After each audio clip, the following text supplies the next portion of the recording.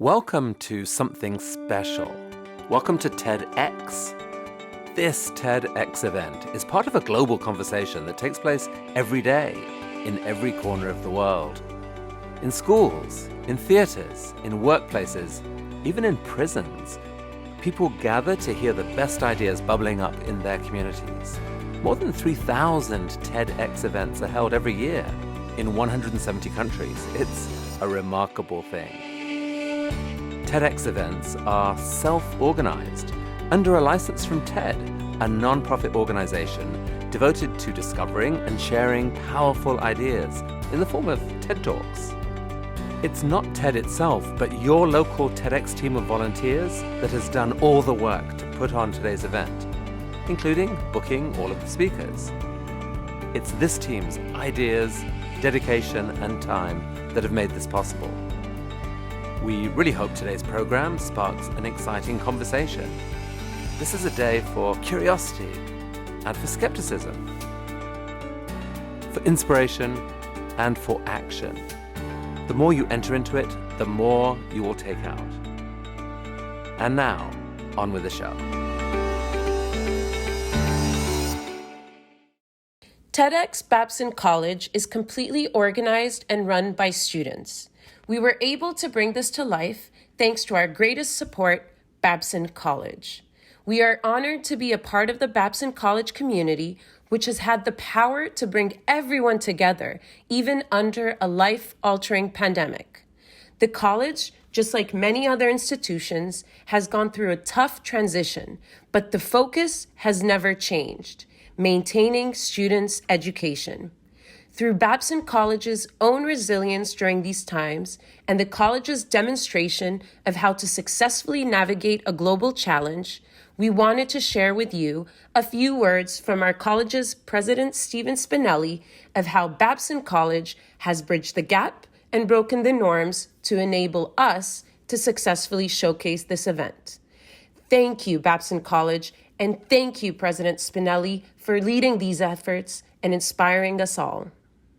Welcome, everyone. My name is Steve Spinelli. I am an entrepreneur, educator, and president of Babson College. When I became president just a few years ago, I talked about disruption in higher education and how we were entering a new phase in the history of learning. Our plan, our strategy is entrepreneurial leadership impacting ecosystems everywhere.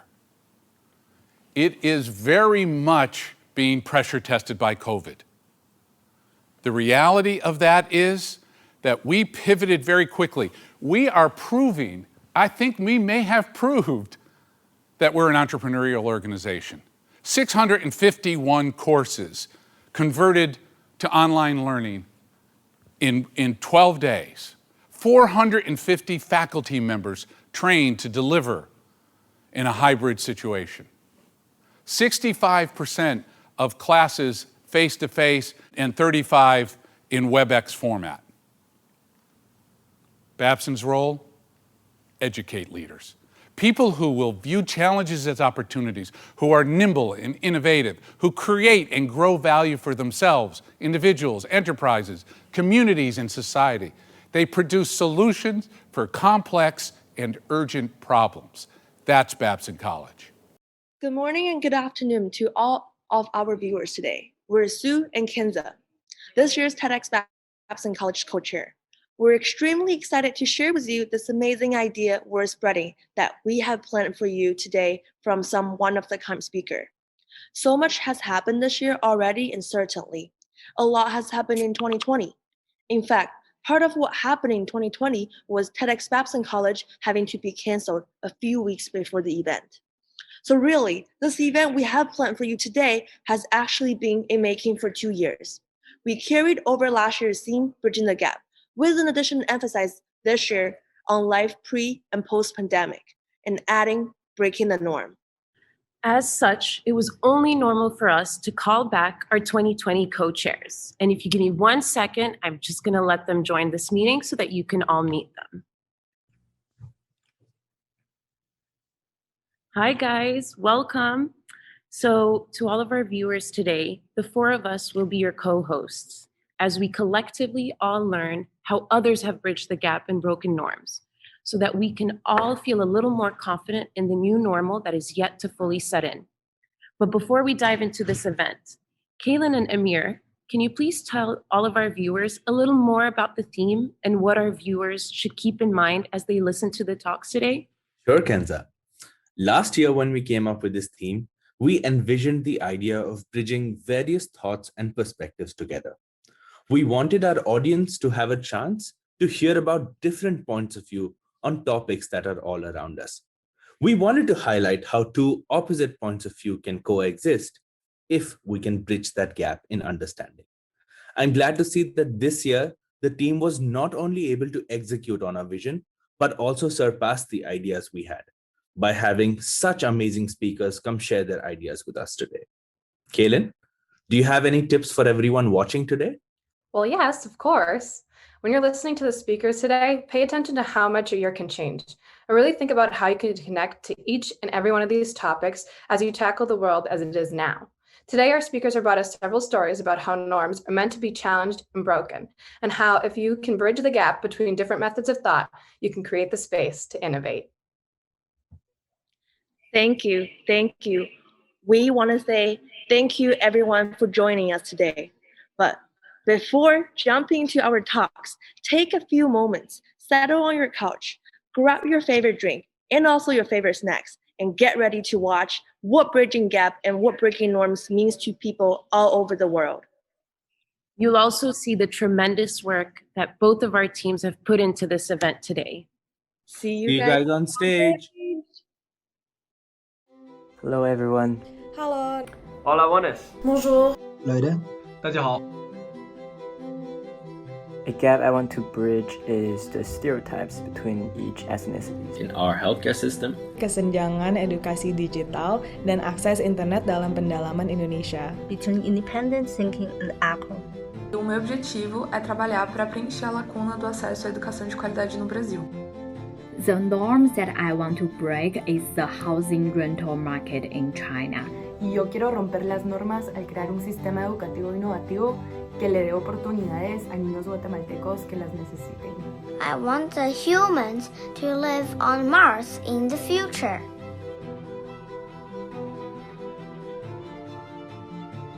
The gap that I bridged is one of love. I've been able to have more of a compassionate energy for my friends, family, and colleagues.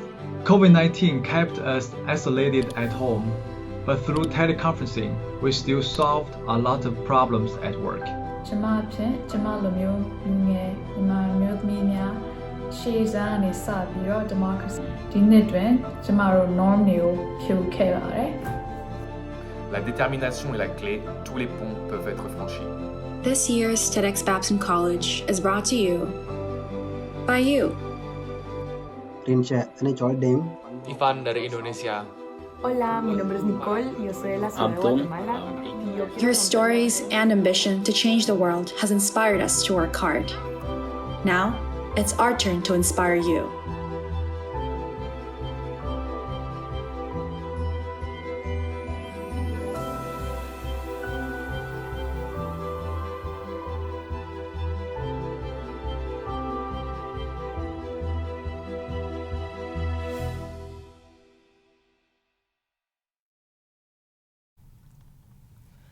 Welcome to the stage! Welcome to all of you. Wherever you are, you're in the right spot. And before we start, we want to say thank you for all of our amazing sponsors who helped us make this event possible. Two of our sponsors have kindly offered coupons for all of you today. Make sure you take a screenshot of the coupon codes and take advantage of them. We will be showing these coupons throughout the event. Now, to kick off our event, we have a very special guest who didn't think twice when we asked if they could accept our invitation to join us today. This guest is a woman who knows about bridging gaps and breaking norms. Miss Donna Levin is the new CEO of the Arthur M. Blank School for Entrepreneurial Leadership at Babson College, as well as the co-founder of Care.com, the first of its kind platform focused on providing quality family care. More than that, both an accomplished entrepreneur and an academic, she's always been focused on innovation around solving real problems. And now she's even more dedicated and determined to be in a position where she can help and enable others to solve these real challenges that we all face. She joined Babson during this crazy year of 2020. But if we can use one action word to describe her vision, it's unify. If there is one word to describe the event that we have organized for you today, it's unity. Without further ado, everyone, it is with great honor that we introduce to you Miss Donna Levin. Thank you for that wonderful and very generous introduction. Babson community, students, alums, faculty, staff, and friends, a very warm welcome to TEDxBabsonCollege 2021. This year's theme, Bridging the Gap, Breaking the Norms. We know you are joining us from all over the world, from across the U.S., throughout Europe, and parts of China. No matter where you are in the world, this theme should resonate with you. How do we bridge the gap between the pre-COVID world and what will be the new normal? How do we do it in a way that creates value for all? How do we create value in a way that allows us to walk our values? In the past year, the pace of innovation has accelerated rapidly out of necessity. Things that would normally have taken years got accomplished in weeks, and in some cases, days. Now that we know what is possible, can any of us truly go back to the status quo? The future is bursting with opportunity to reimagine all aspects of our lives. We learned that work can get done at home. This opens the door to teams being geographically dispersed as the norm, to the office becoming the off-site location, to your home becoming your doctor's office with the rise of telehealth, same-day delivery being the norm, everyone being a student for life because you learn in a modality that works for you and you can refresh your skills at the pace of change. As you listen to this year's amazing speakers, entrepreneurial leadership, the bird's eye view, the magnifying glass, the shoesmith, the norm breakers, think about how you will bridge the gaps in all aspects of your life. And where necessary, break the norms. Push yourself to ask why or why not. As the entrepreneurial leaders we all need to be, think about how you will inspire others to dream big, move from anxiety to action, and boldly create the future. When I learned about today's event, I was an immediate yes. Aside from being impressed by the dynamic team organizing this event from different corners of the world, the theme, Bridging the Gap, Breaking the Norm, resonated with me personally. I'm looking forward to learning from today's speakers. As students who want to impact the world we live in and make a difference in the different communities we come from, we now heard that our ultimate goal is essentially to become entrepreneurial leaders, individuals who consistently bridge their own gaps, but who also bridge the gaps for others, and in doing so, become norm breakers. At that point, it's no longer about succeeding individually, but it's measuring your success by how much you impact others. And this year, TEDxBabsonCollege 2021 hopes to motivate you to begin your journey to become an entrepreneur leader in whatever you do. Now that we have established our common end goal, how do we bridge the gaps that are thrown at us? How do we end up breaking the norms? The TED Talks we have prepared for you today will take you on this journey. From our first segment, A Bird's Eye View, will help you set the stage and will show you that we all have blind spots as we bridge our gaps. And it's okay, because today you'll learn how to spot them a little faster. And then we will move to the magnifying glass, while you will learn that in order to bridge your gaps, you will need to go inwards. And then you need focus. In our third segment, the shoesmiths, this is where you'll begin the refinement process. Most of the time, this is also where you can feel hopeless, but it's also where you build resilience and build a bridge that has a strong foundation and that is long-lasting. And finally, the norm breakers. In the final segment, you will hear from speakers who bridge their own gaps, but you will also discover how they are now breaking the norms and bridging the gaps for others as well. Entrepreneurial leadership at its finest. Kenza, I also heard we have some exciting giveaways for our audience today throughout the event. Indeed, Sue. During the event, we will ask you all one question at a time related to the event, and we want to hear your answers. 6 lucky winners will be selected after the event and win some exciting prizes. So stay tuned. So, are you ready? Our next speaker is a strong powerhouse problem solver. She's a hilarious humorist and also a successful businesswoman. In today's talk, Kay Miles is going to share the secret recipe to a happy life. Let me give you a little hint. It starts with embracing the pivot and ends with enjoying a cup of coffee.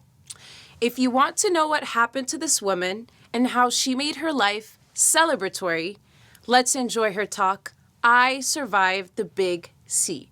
Don't be fooled. It's not what you think. Sit back, relax, and listen to Miss Kim Miles.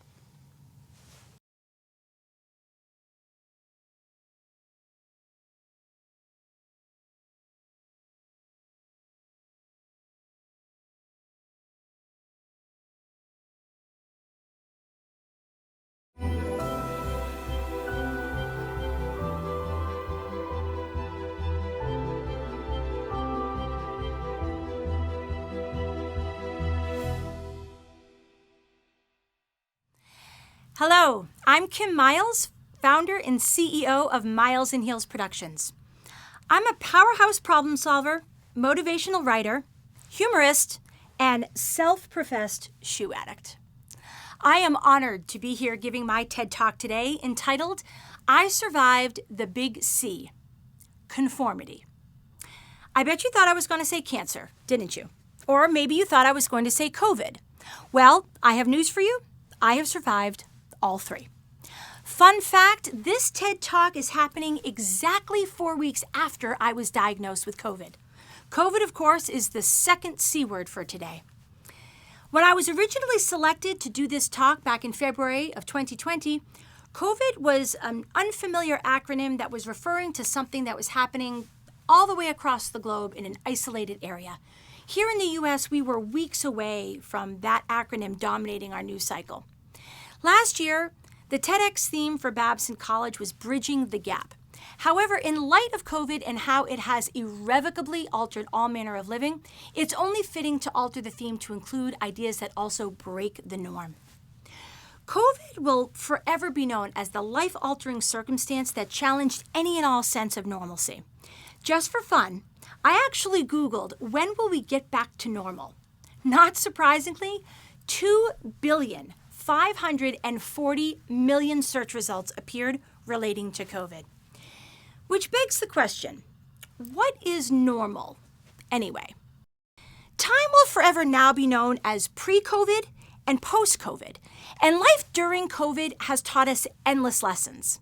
We've had to bridge the gap and break the norm in our thinking in everything from education to transportation, from hairdressing to healthcare, from food service to fire pit gatherings. There is nothing that hasn't been affected, altered, or adjusted.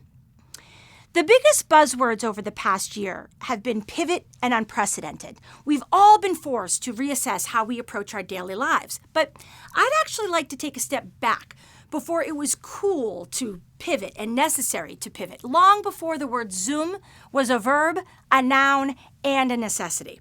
It's how I came to be standing here today giving you this talk, and it's how I became a survivor of the big C word, conformity.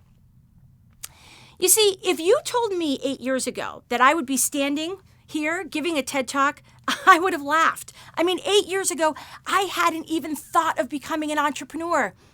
As a matter of fact, I'm actually a financial advisor by trade, and even that is a far cry from what I ever thought I was going to be when I grew up.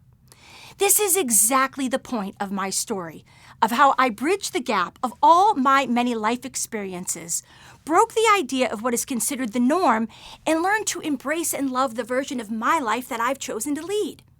Now, while I am certain that there are endless versions of how to lead a life, I'm probably not that different from many women that I know, in the respect that I personally always envisioned growing up, utilizing my degree, getting married, and having a family. And wonderfully today, that journey comes in all versions, shapes, sizes, flavors, colors, nationalities, creeds, preferences, you name it. However, I graduated with a degree in television, radio, and film production from the S.I. Newhouse School of Public Communications at Syracuse University, which is arguably the best communications school in the country. Thank you, Mom and Dad. Love you very much for that. My final exams were producing CDs. Now, I don't know if all of you understand what CDs are. I know I just dated myself there, but I also had final exams that had to do with writing television scripts. As a matter of fact, I'm actually a proud recipient of a Scooney Award. A Scooney Award is the equivalent in Newhouse of an Emmy Award. You see, all I wanted to do was I wanted to work in sports package production. Let me explain what that is. You know when you watch the Olympics or you're watching a championship game during any sporting event, and then this great human interest story comes on and you're crying your eyes out and you go through a whole box of tissues? That was my dream job. I wanted to produce those stories. Fast forward to after graduation, I moved to New York City where I held several menial jobs in my desired field of television, only to actually become rather disenchanted with the entire industry. I found it slightly disingenuous, and it had a dark underbelly which ran very counterintuitive to who I am as a person. Luckily, a friend of mine saw something in me that I never did. She suggested that I try my hand at technology sales. Now, not that she thought I was some technology whiz, because believe you me, I am not. But she knew that I was great with people. And we all know that people buy from people that they love. It turns out that she was absolutely right. I enjoyed a hugely successful career in technology sales at the height of the dot-com boom and its subsequent bust. After almost 10 years of selling technology solutions in Manhattan, I found myself unemployed for the first time in life. But in a strange twist of events, I was unemployed by my own architecture. You see, I had wanted to leave New York after 9/11. And when my company was downsizing, I offered to be laid off so that I could relocate back to Boston with my then boyfriend, now husband. I'll never forget how conflicted I felt because, you see, I had engineered this state of unemployment, but I was totally freaked out that I didn't have a job for the first time in my adult life. My fiance, because he's such a smart guy, he told me to take a breath and take some time to explore new options. After all, we were on the verge of getting married. He had a job. I had some severance pay. We could afford to just take a beat. And that's when it happened. My father called me up one day and he said, "You know, Kim, I was just speaking to one of my clients who used to be an accountant, and he now works for a large life insurance company. So while you're considering your next move, why don't you just have a cup of coffee with him and have a conversation? Hear about his story. What have you got to lose?" Life insurance? I said to my father. Incredulously, I said, "Dad, I'm your only daughter. Do you even know me? I mean, I have a Scooney Award, for goodness sake." Well, I stand before you here today, 19 years after that conversation and that cup of coffee, as a proud financial advisor who truly loves what she does and how she helps her clients. You see, by opening myself up and my mind up enough to have that single cup of coffee and a conversation and try my hand at something that I had absolutely no experience in, well, what I actually did was I opened myself up to breaking out of the norm of what I thought my career trajectory was supposed to look like. It's this professional step that served as the foundation for where my ultimate trajectory was meant to take me. This is where the saga actually begins. Because as it turns out, that leap of faith was pivotal. Because running my own financial practice laid the groundwork and prompted my confidence to enable me to launch my production company 8 years ago. Miles in Heels Productions. It was because of that professional foundation that I was able to confidently return to my roots of creativity and production and writing and content creation and harness a new fueled passion for female entrepreneurship. I had both the mojo and the business skills to follow a new direction that I never would have even considered before, and that has been groundbreaking for both me and my clients. But there is one part of my journey, and it's become so central to my story that has absolutely nothing to do with degrees or jobs or even cups of coffee. As you may recall, at the top of my story, I told you that I envisioned having a family. Well, as it turns out, life had entirely different plans for me. Shortly after I got married, I was diagnosed with thyroid cancer. This, of course, is the third of the big C words we're talking about today.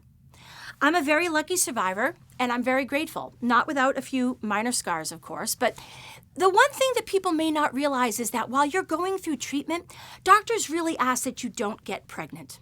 And while that may seem like the furthest thing from your mind while you're not feeling well, time has a way of creeping up on you. And for me, when I finally was feeling well and I was ready to have a family, I was then much older and things became much more complicated.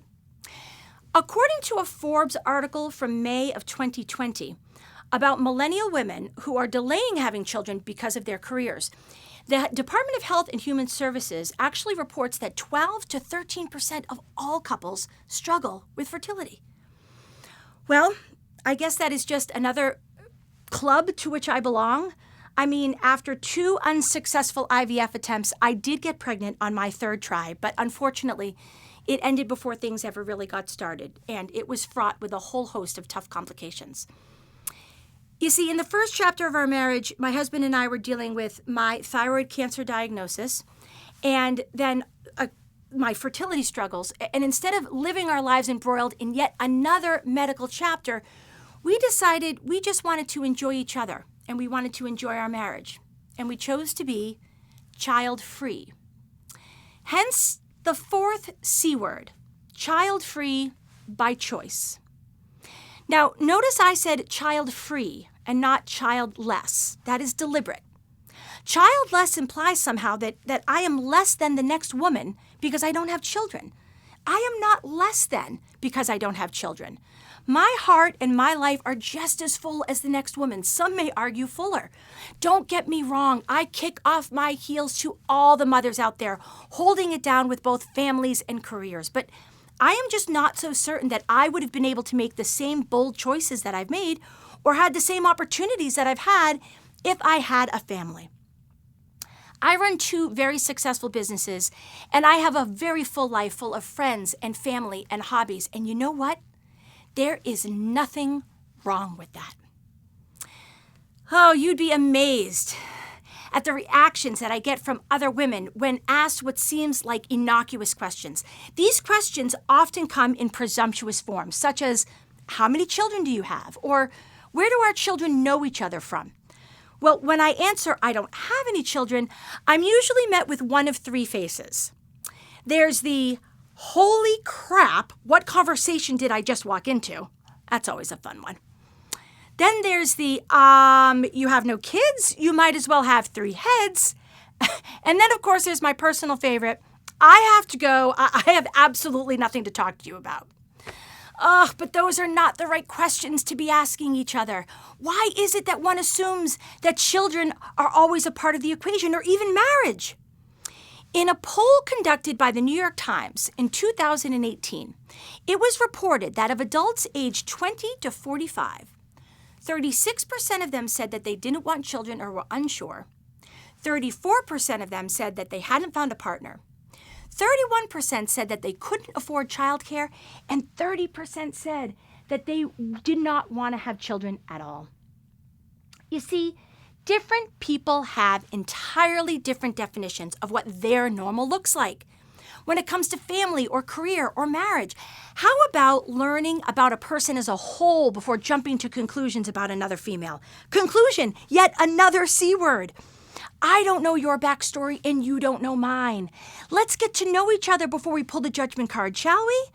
Let's not project each other's norms onto one another, but rather let's listen to each other. Let's learn from one another about all the various variations of this thing called life.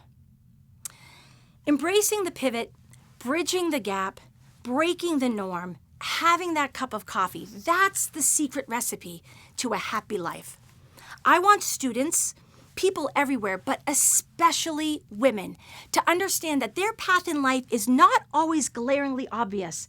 It's not always presented in a nice, neat little package. It's often full of missteps and wrong turns and gigantic leaps of faith. Gigantic leaps of faith and meeting lots of people for gigantic cups of coffee. Believing in yourself and taking those leaps of faith are sometimes even more important than all the calculated decisions we make along the way. If you take one thing away from my talk today, please have it be this.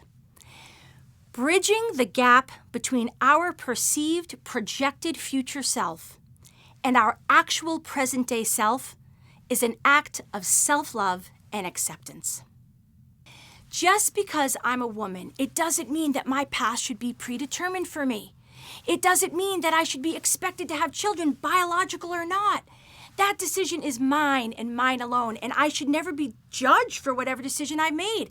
I hereby release myself of having to justify my choices to make others feel comfortable, and I implore you to do the very same.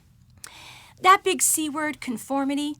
Conformity has everything to do with social standards and attitudes and practices.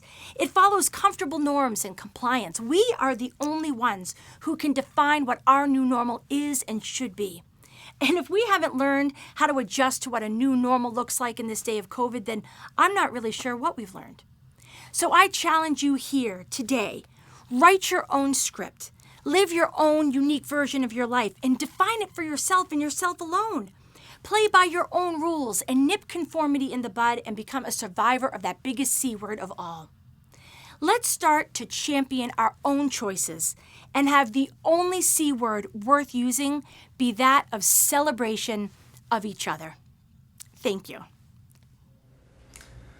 Your story, Kim, is no less than the sport packages you'd always dreamt of creating.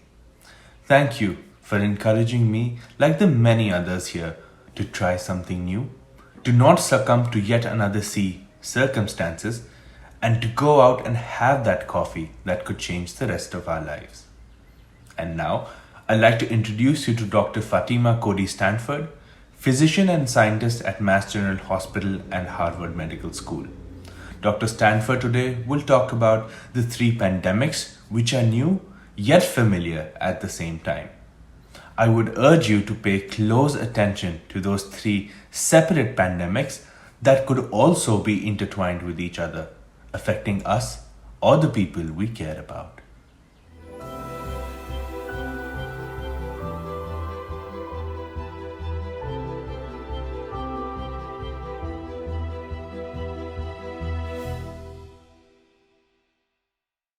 Hello, my name is Dr. Fatima Cody Stanford. I'm an obesity medicine physician and scientist at Massachusetts General Hospital and at Harvard Medical School. And today in this talk, we'll be exploring 3 pandemics: obesity, racism, and COVID-19. So you might wonder about the interplay between these 3 pandemics. How can I possibly put the 3 of those together? I think we'll explore that today. So let's first start with this talk of obesity. Obesity as a disease. And often when I say that word obesity, it's seen as a dirty word, but it's not. It is an actual disease process. And when we're talking about patients that have this disease of obesity, it's important to regulate or to notice that the brain is the most important organ with regards to regulating one's weight. It's not just about calories in and calories out. And so our biases towards persons that have this disease of obesity really need to stop. The first thing we need to think about when we're thinking about our biases towards persons that have this disease of obesity is the language that we use when we're talking to patients. Let's just eliminate the word obese. Obese is a label. Obesity is a disease. So we need to refer to people in a respectful way, a person with mild, moderate, or severe obesity, for example. In addition, we need to eliminate another word when we talk about persons that have this disease of obesity, and that is morbid obesity.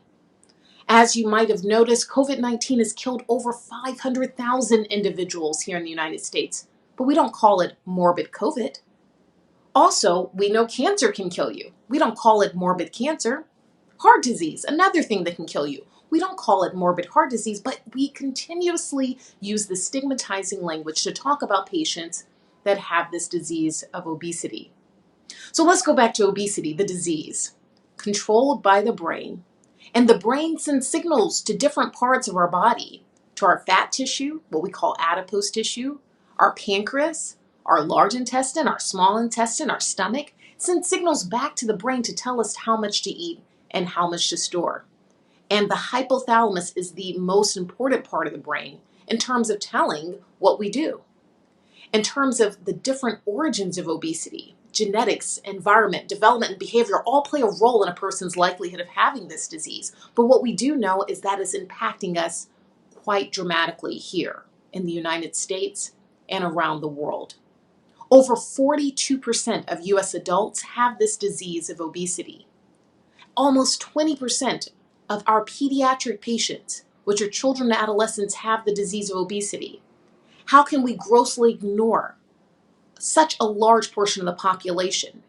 We must think about the adequate treatment of these patients that have this disease of obesity across the spectrum of lifestyle modification, behavioral therapy, medications, surgical interventions. We need to use the right tool for the size of the problem. But let's stop stigmatizing patients that have this disease, and let's go about doing what we can to treat them. It's important for disease, and it's important as we then go into my next item of consideration, which is racism. Now, racism has also been a word fraught with a lot of emotion, and we talk about racism and its origin here in the United States at the beginning of slavery 400 plus years ago. But I would like to posit that racism began well before slavery. Racism began when people started to recognize or believe that people were inferior because of the color of their skin. Often the darker the hue, the worse they had biases against that individual. But what we do know is that racism is indeed harmful to one's health. And as we think about this disease of obesity, we do know that racism itself actually contributes to the problem of obesity. Now, Dr. Stanford, what do you mean by that? What we do know is that everyday racism and lifetime racism elevates stress in the body. When stress is elevated in the body, what that leads is to deposition of adipose tissue or fat tissue, often around our vital organs like our liver, our pancreas, our heart. When people experience this constant stress, their body goes into storage mode. It goes into a mode of wanting to protect itself. These elevation and inflammatory signals like IL-1, IL-6, TNF-alpha, MCP-1 set off this cascade of events that leads to more storage of fat. And indeed, in the Black Women's Health Study back in 2014, they reported that people that experience both everyday racism and lifetime racism have higher likelihood of obesity, particularly when we look at Black women here in the United States. So we've talked about obesity, we've talked about racism, we talked about how this leads to deleterious health outcomes. What we do know about obesity is that it often shortens life. It can increase the risk of death. And if that's the case, we need to be cautious about how we're treating people, particularly people from disenfranchised groups, people that belong to the group that I belong as a Black woman here in the United States, as a physician, as a scientist, seeking to do the work to solve many of our ills here in society. And let's look at this COVID-19. This is a disease process that has disrupted our entire way of living, our entire way of being. There is not one person in the world today that has not been impacted by COVID-19. So, How does this relate to obesity? How does this relate to racism? I'll tell you how. COVID-19 is an acute inflammatory process caused by SARS-CoV-2. That's the virus that actually we're talking about. It's a virus that has lots of spike proteins. And when it enters the system, and particularly persons that have obesity, where we see very bad outcomes, we see an elevation in inflammation and inflammatory cytokine release that acutely happens. So what happens is we have this acute inflammatory process interacting with this chronic inflammatory process that is obesity. And unfortunately, what we see is patients with obesity can sometimes die 3 to 4 times higher likelihood than those that don't have obesity. And then we wonder why. Because we have to recognize obesity for the disease that it is. For many of those of us that actually work in this disease process, unfortunately, this was no surprise when we began to learn about this COVID-19, the SARS-CoV-2 that has affected all of our lives. Yet people feel reticent to get vaccinated if they have obesity. They don't want that to be a reason for them to qualify for the COVID-19 vaccine. And that's problematic. But a lot of that has to be driven by the fact that they see their obesity as a failure for themselves, something they did wrong to cause them to have this disease. And while there is some personal responsibility in terms of things we can do to potentially treat obesity, it is not anyone's fault. And that is more reason why we need to do what we can to treat obesity. Why are people dying 3 to 4 times more? Why are they getting admitted to the hospital? Why are they needing ventilator use in COVID-19? Obesity, a major cause. So let's look at the interplay between those three. We're talking about obesity, racism, and COVID-19. And what we know is that the interplay between those three pandemics has escalated and has caused a major collision, a major catastrophe, one that we are capable as humans of treating if we tackle the root cause of the issue. The root cause of obesity, understanding the pathophysiology of the disease process so that we can better treat individuals that have this disease in a non-stigmatizing fashion. Racism. We should not treat people differently because of their race. That is not the judge of who people are as humans. It is a human, a person who happens to have a different hue or a different hair texture. That doesn't make them less. It doesn't make them inferior. It makes them different, unique, and a wonderful contributor to this human race that we have. And COVID-19, which has destroyed many of our lives, as we've sought to tackle this from an economic, public health perspective, we've recognized that COVID-19 is indeed here and is indeed affecting all of us.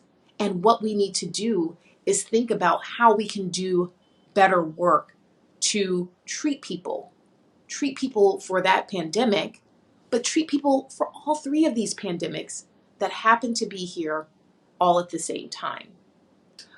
So let's look at how we can address obesity, racism, and COVID-19. With regards to obesity, there are people that are tackling this disease from a myriad of angles. Number one, we have obesity medicine physicians like myself, board certified by the American Board of Obesity Medicine, to treat people that have this disease of obesity. If you are one of those people, then it's important and imperative that you get the care that you need to be at your happiest, healthiest weight for you, and so that we can reduce your risk of chronic inflammation associated with this disease that we call obesity. There are researchers that are investigating different strategies to attack this disease of obesity, and more is being discovered about the etiology of obesity and about our treatment strategies. But I can tell you one thing, we won't be successful with treatment unless you navigate it, unless you begin to utilize that for either yourself, your friends, or your family. Let's look at racism. Now that's a hard one. That's something entrenched in so much part of our bias. But I think one thing that you can do to see and check your own bias is to take the Harvard Implicit Association Test for race. See if you yourself have biases. And if you identify that you have biases, work to undo those biases, because your biases will affect yourself, your children, and the people around you. So first, focus on self. And then COVID-19, that's something that all of us need to take action with. Make sure that you are practicing safe public health measures, wearing the mask even while vaccinated, staying physically distant. These are things that are going to be important. But what's most important to really get this virus behind us is getting vaccinated.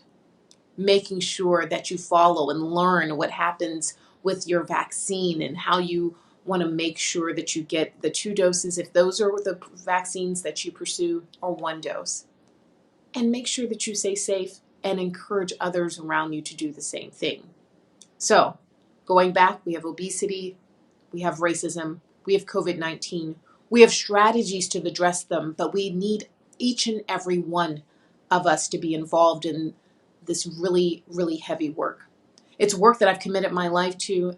It's work that I believe is meaningful and creates significant change. I'm here to do the work, but I need you as part of the fight. Thank you.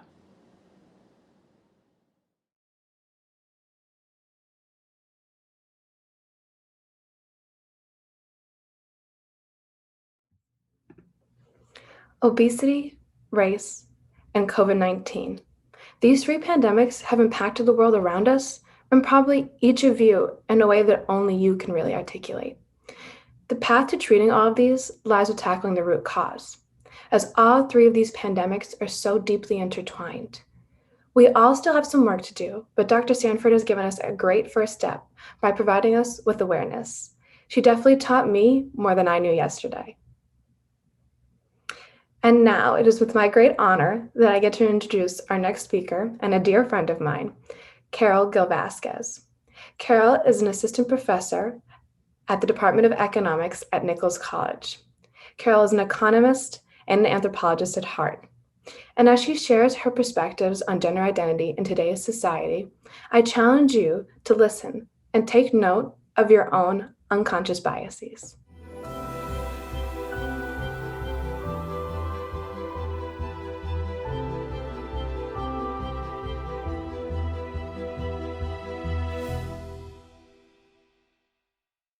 It is crazy to think about. Almost 20 years ago, I was at the airport of Mexico City getting ready to study abroad in a small town in Missouri called Warrensburg.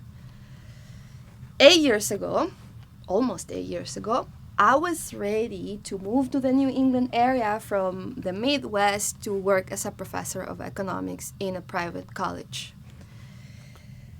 8 years ago, too, I was ready to be a mother to a little girl called Valentina. A year ago, unfortunately, I had to say goodbye to my mother for the rest of my life. And now I'm thinking, here I am, talking to you about genderless society. I want to start this topic to telling you how did I become aware of gender, because gender, after all, is a category. Gender is an instrument utilized in research to organize information that became very important after World War II.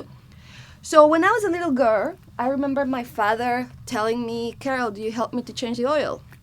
Carol, do you want to go with me to work? Maybe we can have lunch. Carol, do you want to go and attend conferences with me? Carol, let me record your first public speaking. And it was my dad who was telling me, don't move like this, talk like that. You know, my dad sort of gave me a lot of confidence, to be honest. But my dad was also, a Mexican man. And of course, when I was an adolescent, our relationship changed. My mother, on the other hand, it was a Mexican mother. I recall my mom, and now that I think about it, she had a dinner, different lunch prepared. We have fresh breakfast in the morning. And Christmas and so-called Thanksgiving in Mexico were fun, and we had awesome food, and we have decorations all over the house. But my mom was also what we will conceive today a small business owner. She was an accountant. She was so busy when businesses have to file their taxes. And I remember my mom, not sleeping just to accomplish all her goals in terms of submitting taxes. And also I recall woman in my house helping my mother to get things done. So somebody will cook, some of us will take care of us, and others will help her with her business. So I see that my mom, despite of being a full-time worker, she was always around us, and her presence will remain in my heart forever. So where did I become gendered individual, a gendered person? That was when I started working. I remember, as a professor of economics, wait a minute, you're the professor or you're the GTA? I am the professor. All right, students will ask. Then going into conferences is not only the environment, because, you can get through the uneasiness, or at least I can go through it, no problem. But it was more about the topics of my research. Carol, economists don't talk about that. Economists talk about inflation rates, interest rate, financial markets, macroeconomic policy, economic growth, supply and demand. Who cares about immigrant women laboring as childcare providers in the United States? It's an econ topic, but it's leaning more to sociology, it's leaning more to anthropology. In fact, my first publication was in a journal that is called American Journal of Sociology and Economics, right? So, Carol, you're halfway, economics and sociology. So I did not like that. I was like, no, I'm an economist, and here I am teaching economics in an institution where I work. So gender is a category. Where this category became important? That was after World War II. Of course, it comes from a long time ago, but after World War II, there was a need to organize information in terms of population growth. So specifically in Europe and also in the United States, gender became the category. When you go and fill out the form, okay, there is a female and there is a male. And we need to make sure that society is going to procreate. So we need to make sure that woman somehow is going to fill that role. And ever since, right, woman has been perceived as the person who is in charge of the household, right? It's funny because when you ask somebody, or when you ask a woman who doesn't work, she will say, I don't work. Oh, wait a minute, you have 3 children. Oh, yeah, I'm a housewife, right? So from that part, gender becomes an instrument to organize information, but gender also sets expectations, right? And I don't want to talk a lot about expectations because I think, as feminist economists have said, we have achieved milestones in terms of acknowledging gender inequality for certain populations, especially for highly educated people. So the milestones, right? Shrinking or bridging the wage gap, the fact that I'm here talking about these issues is already a milestone, right? Gender has become a topic of debate, right? So the problem with gender is what problem does it cause or what it provokes on people? Well, it not only determines the expectations, but sometimes the destiny of individuals, right? So for women, there is the expectations to be feminine still, and for men also there is the expectations to be male. And we know what more or less that means, right? For women, it's being delicate, being submissive, being in a way cordial, friendly, smiley, talkative. Grooming for men, almost the opposite. Isn't that funny? Like it's aggressive, competitive, doesn't talk much. Very straight to the point, objective, right? Not subjective. So nothing is wrong with that if, our institutions will not embrace one category over the other, right? So if gender is a category, why not to just get rid of the category and the expectations or the definitions that are attached to the category just dissipate in a spectrum, right? So being a female loses meaning because a man or a man can be a female man and a woman can be a male woman, right?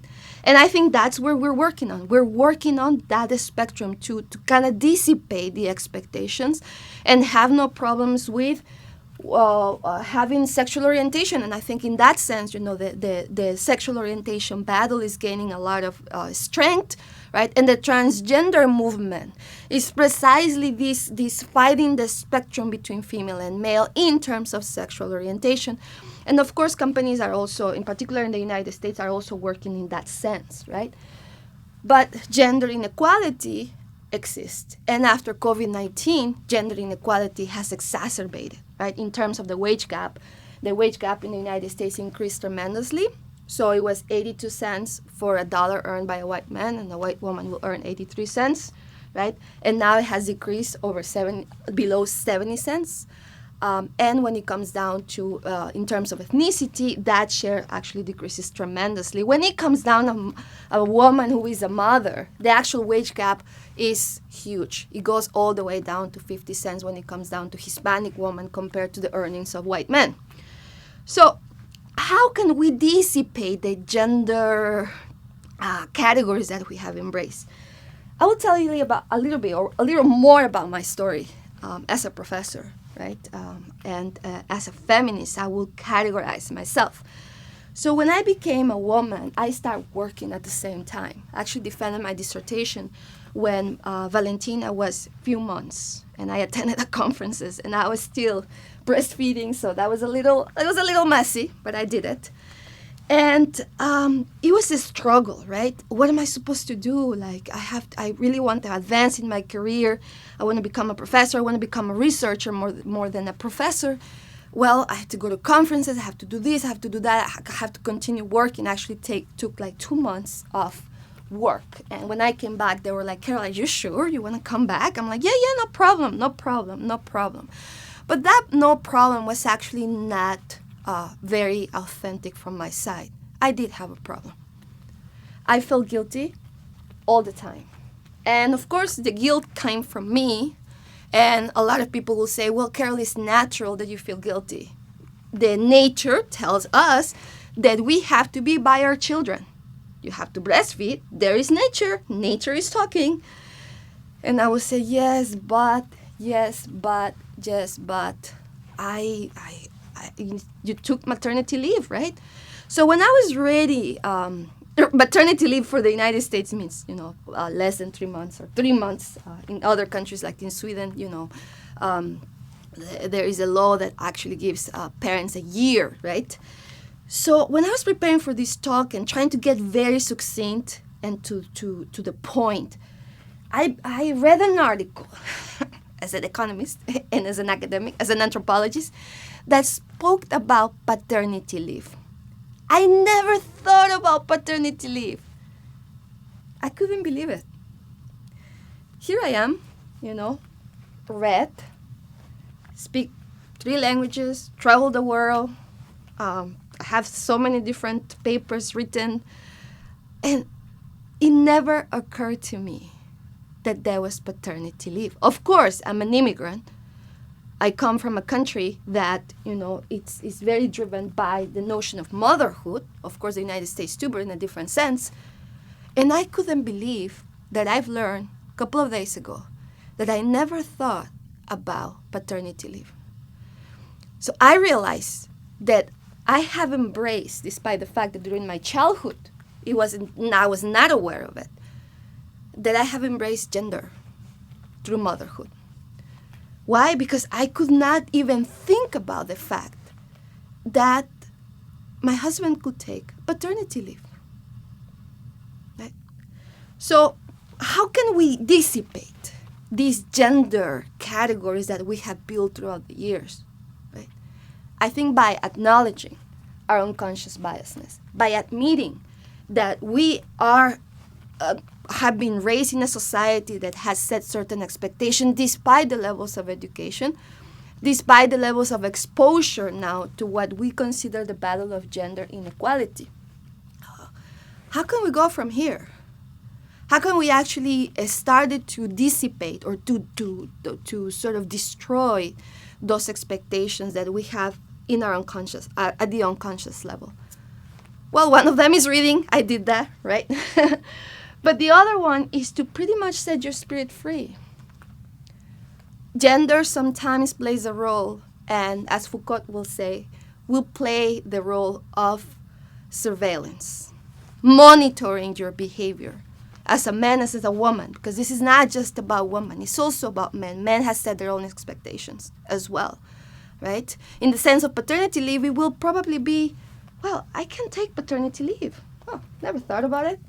Maybe there is a first man that actually took the paternity leave and says to his friend, hey, why don't you take paternity leave? It's okay. And he says it in a public forum and everybody else hears. And it's already out there. Food for thought. So from now on, I will invite you to think about where is your unconscious biasness and how can you get rid of them? Thank you, Carol. That is an important question to ask ourselves. What are our unconscious biases? What is each of our role in the gender bias? In fact, you know what I love especially about Carol's words? Is that at the end of the day, gender is a category. And as long as we continue to see it as a category, it will also stop us from bridging any of our gaps and from breaking any of our norms. This is why we need to collectively push for a genderless society that is instead focused on identity, and that can never be a category. Honestly, Kenda, this is why I am so proud to be a part of TEDx community. It is all about sharing ideas through experience, through knowledge, nothing else. And you know what? Anyone can do it. Now, it's time for our first giveaway. For a chance to win either a pair of AirPods or $50 Amazon gift cards or a Babson Champion sweatshirt, enter the following question in the chat. And Kenza, what should we ask them? What area of your life has been most impacted by the pandemic? Comment now. 6 winners will be chosen randomly and will be announced at the end of the day. Before we jump into our next segment and set of speakers, we want to give you a moment to refill your glass of water, stretch your legs, as you watch this beautiful video that was made from the students of the Berklee College of Music for their 2020 graduates. When we approached the group of Berklee students, they said yes, and they wanted to extend their message to all 2020 and 2021 graduates. The Berklee College of Music students have a powerful message for all of us today. We both love arts and believe that arts serve as a great medium to bridge the gap between each other. And that's what these students have done. These students are also the perfect example for our next segment, the magnifying glass. The magnifying glass segment is the next step to bridging your identified gaps and breaking the norms. You now are ready to turn inward. What these students have done with their instruments to create this synchronous, beautiful piece is exactly what results when you take the time to turn inward and focus. We hope you enjoy this beautiful piece from students from Berklee College of Music. Another turning point, a fork stuck in the road. Time grabs you by the wrist, directs you where to go. So make the best of this test, don't ask why.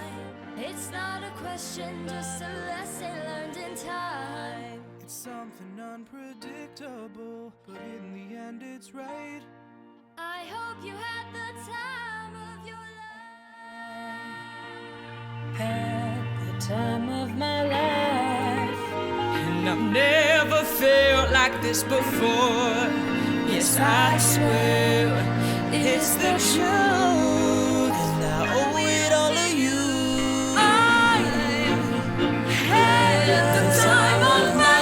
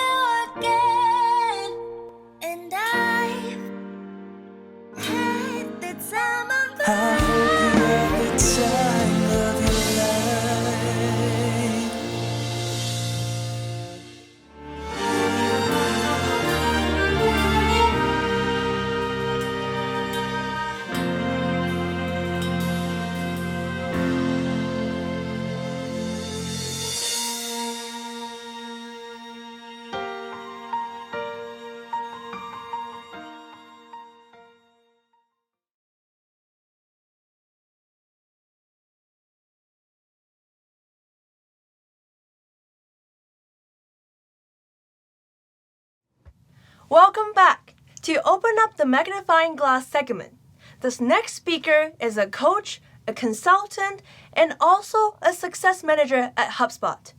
Diana Zelikis brings her passion for languages, culture, and various years living different parts of the world across multiple industry, geographies, and the scale of business.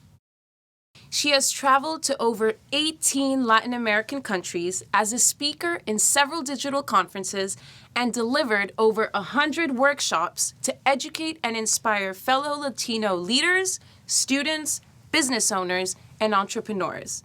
She was also nominated by El Mundo Boston's Latino 30 Under 30 and was one of the winners of the MIT Entrepreneurship Bootcamp in 2019. Today, Diana will speak about a very important topic for all of us in this new normal: the power of culture and communication. What even is communication after COVID-19, and how will it evolve? So listen closely, because you will learn how you can communicate through any medium and still make this impact you want it to. Miss Diana Zelikis.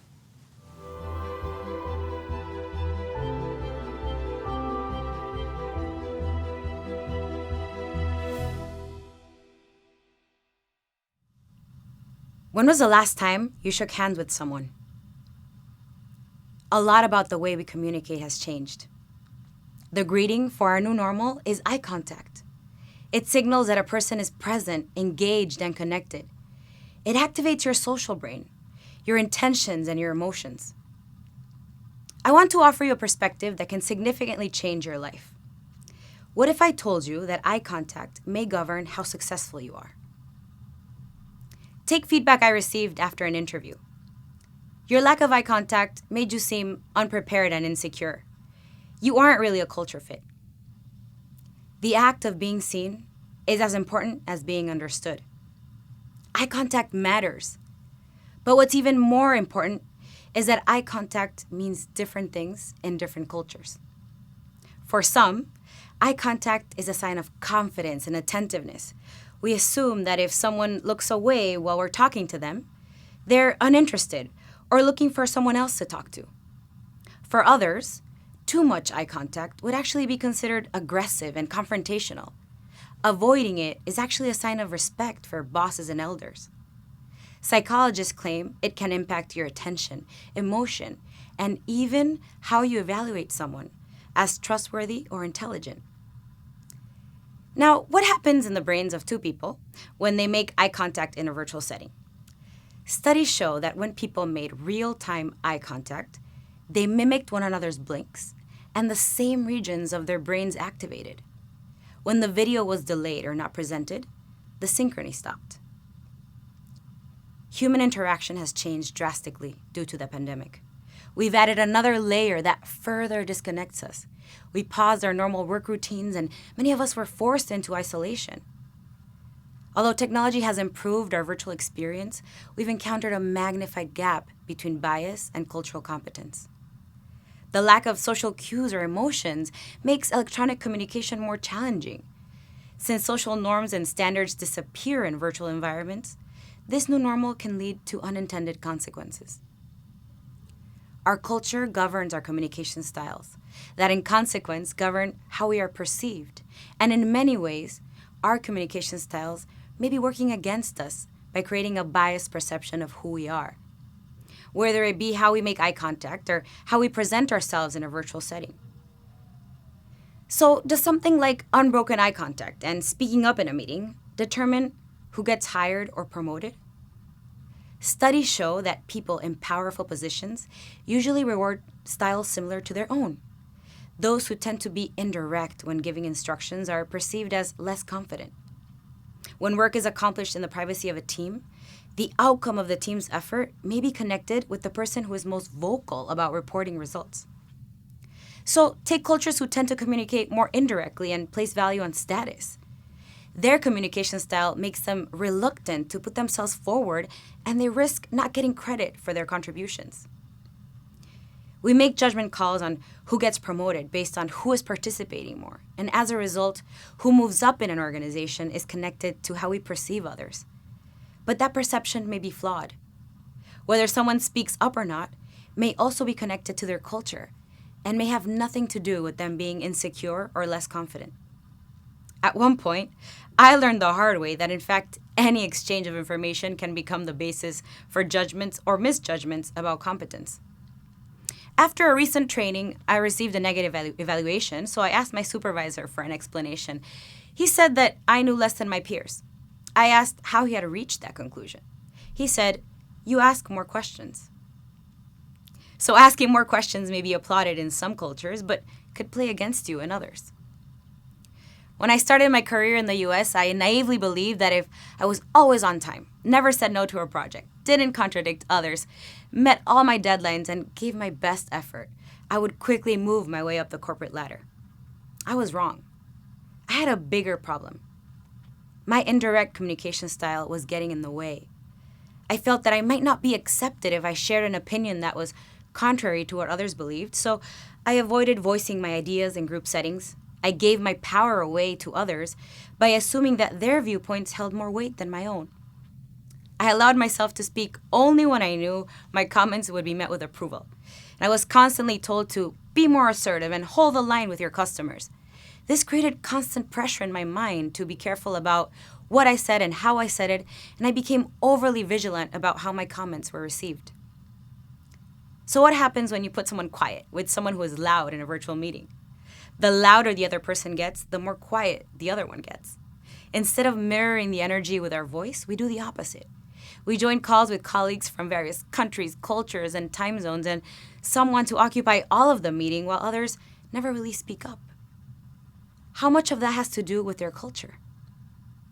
Growing up in a mostly indirect culture, I used to believe that agreeing was always better than disagreeing. I remember that thinking that saying yes to everything was my superpower. It quickly turned into my biggest enemy and led to burnouts, letdowns, and mental breakdowns. I overcommitted and always fell short. If I had to say no, I was taught to be nice about it, and sometimes my subtle no was misinterpreted for a yes. So naturally, until I understood how my indirect style was working against me, it led to professional and personal hardships. So it's fair to say that some cultures are more direct than others. But when speaking up counts for half the grade, there's a gap. Now, take your preference for power distribution. You get equally qualified people on a call, but one may be a manager and the other may be an individual contributor. People who place value on status will rarely disagree in front of a manager, so they're less likely to get noticed. CEOs often make decisions in 5 minutes about matters on which others may have worked 5 months. I recall hearing a CEO say, "If a person making the proposal seems confident, I approve. If not, I say no." This might seem like a reasonable approach. The CEO obviously thinks he knows what a confident person sounds like. But his judgment, which may be dead right for some people, may be dead wrong for others. And how much of this is accentuated in a virtual setting? Today, virtual collaboration might make up the single most important element in the modern working world.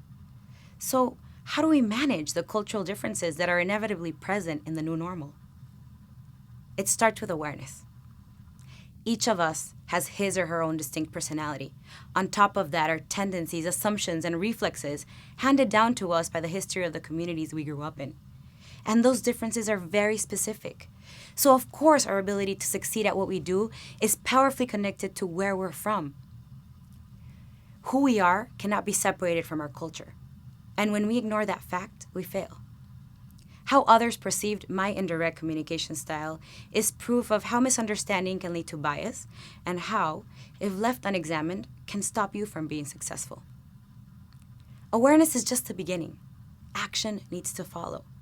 So how can we actually bridge the gap from bias to cultural competence? So I ran a little experiment on myself and started being a little more direct.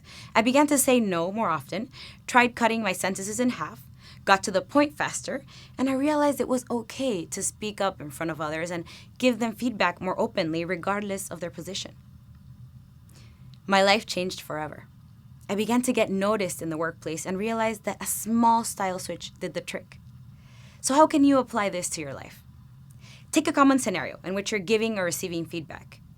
Think about how the person you're interacting with communicates and see if you can make a connection to their culture before making an assumption or judgment. If someone doesn't make direct eye contact or doesn't participate in meetings as much as you'd expect them to, maybe it doesn't mean they're uninterested or insecure, but culturally that they'd rather speak one-on-one instead of in a group setting. Be aware of different communication styles and avoid letting them influence your assessment of a person's contributions. And when you find yourself jumping to a conclusion, assume positive intent. People might be struggling to get into the conversation versus having nothing to contribute. And their communication style might be unconventional rather than ineffective. Our perceptions change our minds, and our minds change our reactions. So can our reactions change our outcomes? Absolutely. Becoming aware of my own communication style significantly changed mine.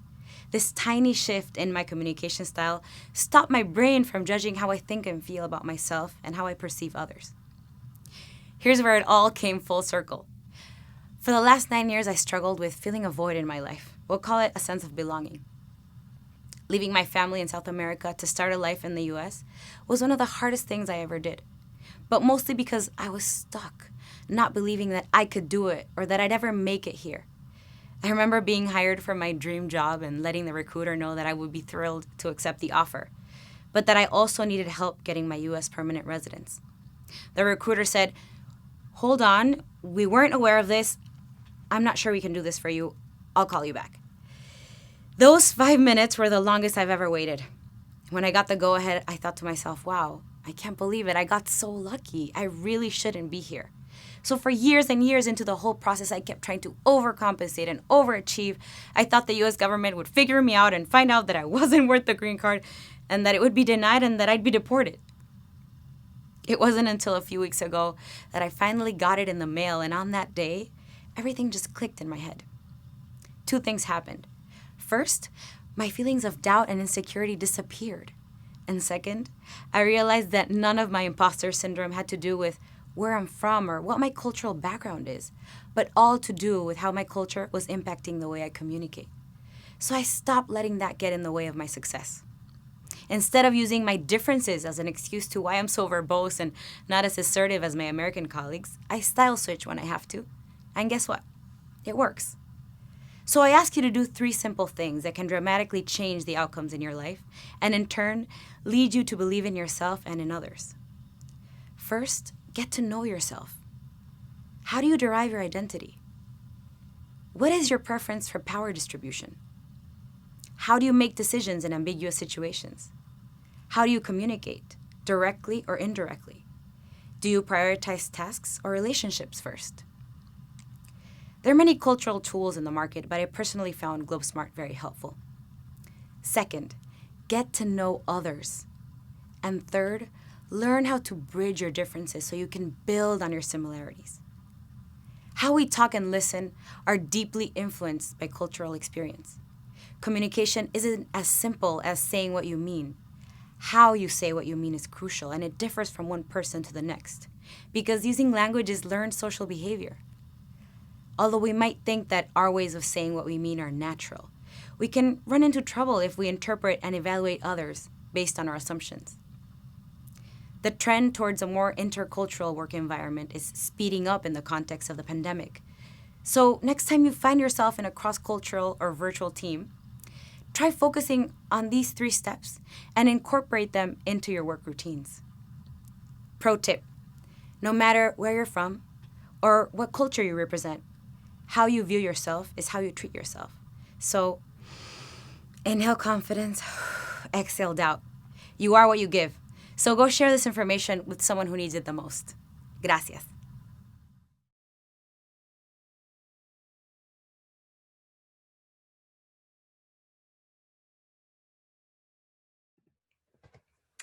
Thank you, Diana. That talk was inspiring for those who have moved, lived in different countries, and worked in global communities.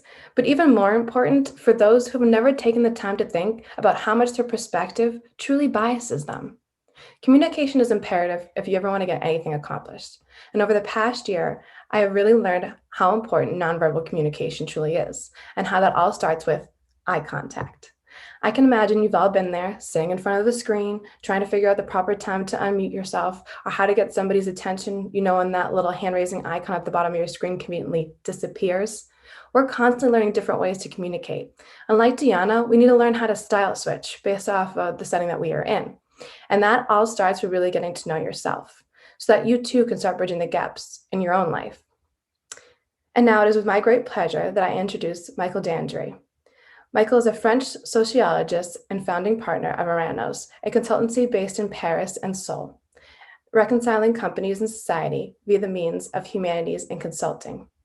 You can tell that he's passionate about his work from the moment that he starts talking, and hope you feel just as enlightened as I was when you listen to how he believes companies can better impact our life by actually taking into consideration not just what customers want, but what society truly needs.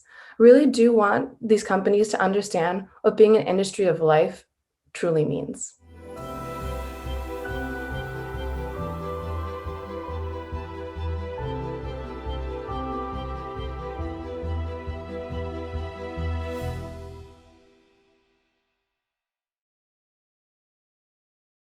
You cannot take good care of something that you don't know well. And if you've done anything in your life that requires attention or commitment, this might even be a truth that is already embedded into your hands. If you like yoga or gardening, or if you like cooking, you know that the exact same recipe with the exact same ingredients will not end up being the same pie if you do it with haste or disdain, or if you do it with care and attention. To participate properly in the world we live in, we need to engage into this very special kind of knowledge. And now that we remember this, we can wonder, why would we expect companies to take good care of their environment if they are deprived of the ways to know it? I am a sociologist who works with corporations. My obsession is the social bond. But for the last 15 years, I have witnessed firsthand how companies, often at their very own expense, have had a negative impact on it. So when you see human-made organizations having a negative impact over the very cities humans are supposed to live in, it makes you want to do something. So I think it's time we reconcile companies and society. So you may think that it's unnecessary because the story between companies and society is a love story. After all, we love buying their products. But in fact, the trust between consumers and companies has steadily gone down in some countries since the last 30 or 50 years. So no, it's not a love story. The grudge is even older and more structural. So what do we have? On the one hand, companies have become lately a massive transformative force of society. They bring products and services and innovation in our everyday life. So they change the way that we live our everyday life. If you think of a product lately that had an impact on you, think about the iPhone or perhaps Google Maps or a COVID vaccine, odds are it comes from a company. So companies have a very strong impact on you. But they are somehow deprived of the tools to understand how that impact actually does something to the way you experience life.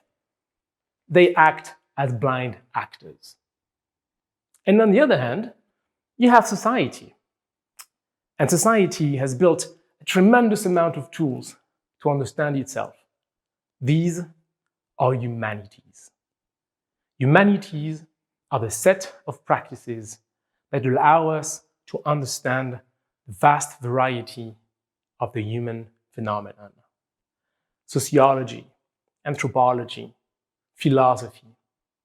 They're here to answer questions like, why are we here? What are we doing? Why do we do things together when we can do things on our own? But very often, the product of humanities is a thick book that ends up on the lonely shelf. Which is a shame, because that's exactly the kind of insights company would need to understand the consequences of their actions on society. So what we have is, on the one hand, massive transformative power with scarce knowledge on society, and on the second hand, a lot of means to understand society. But these two just don't meet. So when I come and bring this subject up to companies, they generally answer with one of those two things. They'd say either but wait, we have a lot of information on society, like we have a lot of data. Or they come and they say two, but we do a lot for society already. We care about it a lot.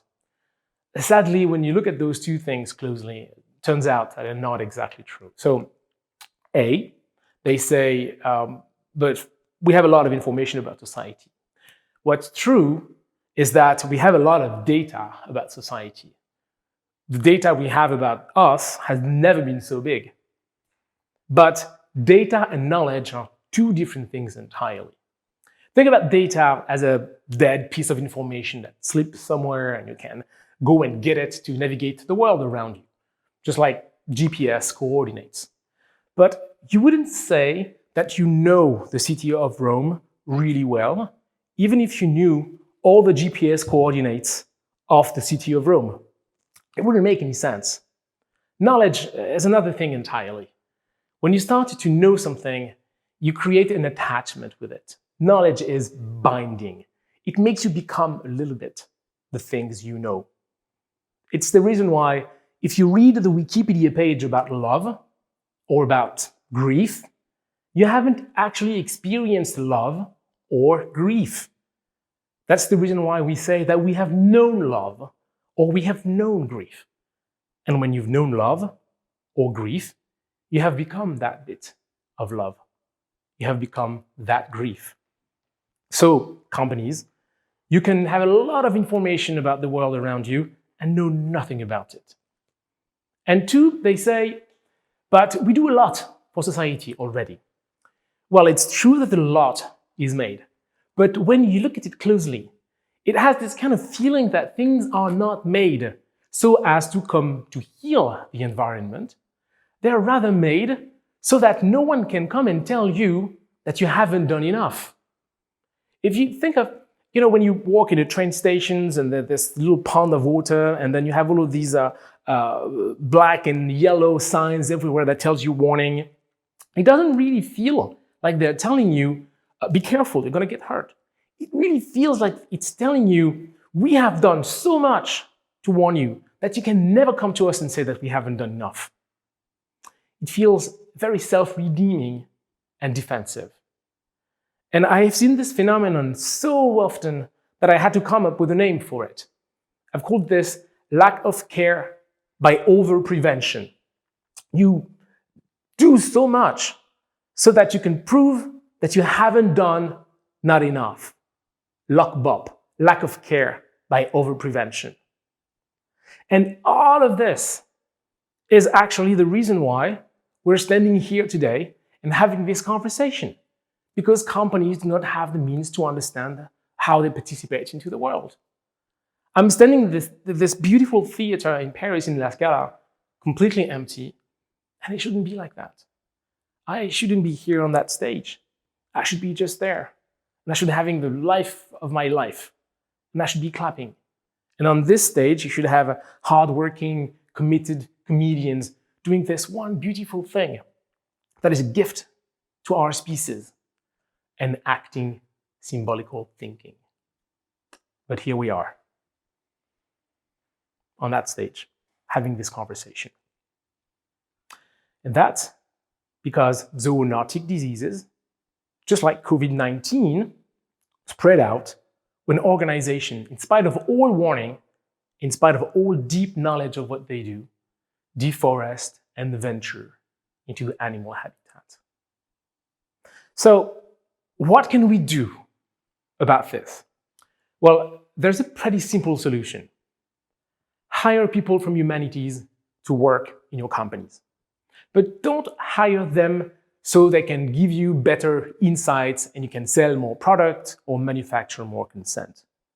Hire sociologists so they can tell you if you're not preying on the community, seek to help. Eventually, that may even ruin you. Hire philosophers to tell you how your culture actually has an impact over the way your employees raise their kids. Eventually, they're going to thank you. And hire anthropologists to test culturally what your products do over the world they spread out in. Eventually, we are not responsible for the products we put out there. We are responsible for the world these products enable. A lot of companies really want to become industries of life. But I'd say all companies already are industries of life because their products, their services, and their innovation actually have an impact over our life. So of course, a lot has been done, and you may already have a purpose or a mission, but you can have a purpose or a mission, and that purpose or that mission be crap. So how do we make sure that your purpose or your mission is actually fit? Well, you know that we become rapidly obsessed with the means to realize our end. I'd say it's time we wonder if the end justifies the mean, what justifies the end? My answer would be this. The mission of all missions, the purpose of all purposes, should be the habitability of the world. That's what we do. It's the only thing that matters. Make sure that the conditions be met so that a good life can take place. And for that good life to happen, we need to feel codependent of the world we participate in. We need to feel that if that world fails, we fail too. And it is my firm belief that knowledge brings care.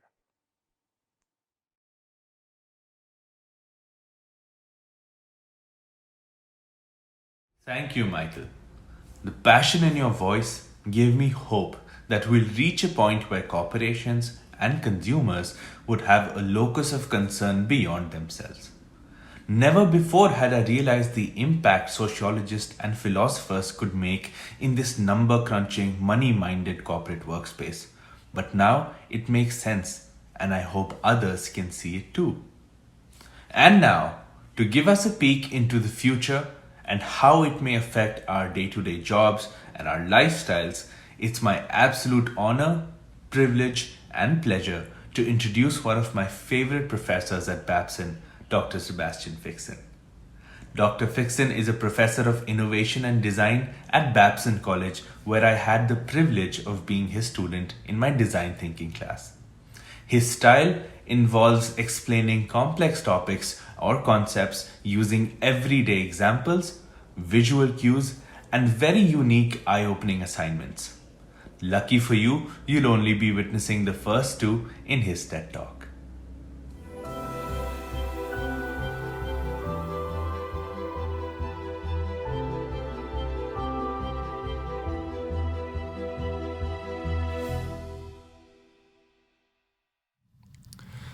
What if I told you that over the next 10 years, 400 million people around the world will lose their jobs? That's 1 out of 20 people around the world, including babies and retirees.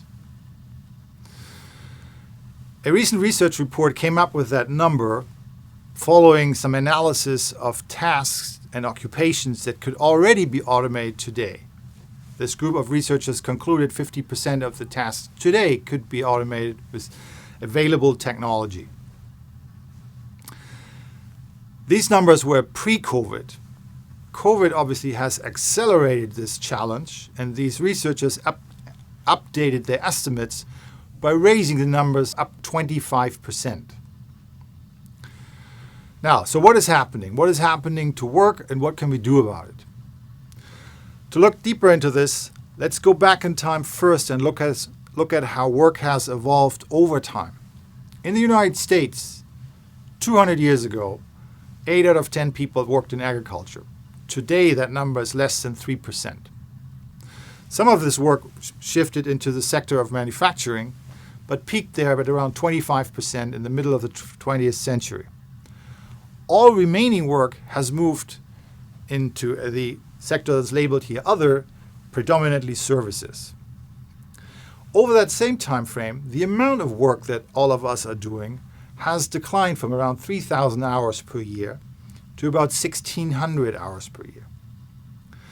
Now, if we zoom in over the last 20 years, we will find that the amount of work that each of us has been working has been rather flat. So between 1,400 and 1,800 hours per worker per year, varying a little bit from country to country. What has changed, however, significantly is how we work and what we do. One indicator of this is the time we spent at work using the internet. In 2003, it was about 6 hours per week, or 16% of our work week. 15 years later, it has grown to 37% of our work week with 18 hours. So why is it happening now, and why is this going so fast? There are two major forces driving these changes of our world of work. One is a technical one, the digitalization itself, and the other one is a social force, which I label a collaborative culture. So let's look at these two forces individually. First, the digitalization, and let's look at two tools that all of us use in our everyday work life: mobile phones and computers. 20 years ago, mobile phones looked like the one to the left here, which were devices that primarily were used for making phone calls. Maybe there was an awkward way to use them for texting, and maybe a very, very simple type of game you could play with it. 20 years on, we all carry small supercomputers with us that give us access to a whole range of communication channels: phone, email, text, social media, you name it, as well as a whole host of other applications.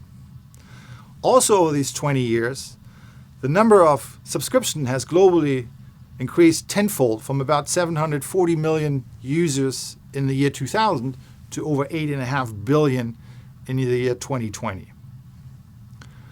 The image is similar, the picture looks similar if we look at computers, right?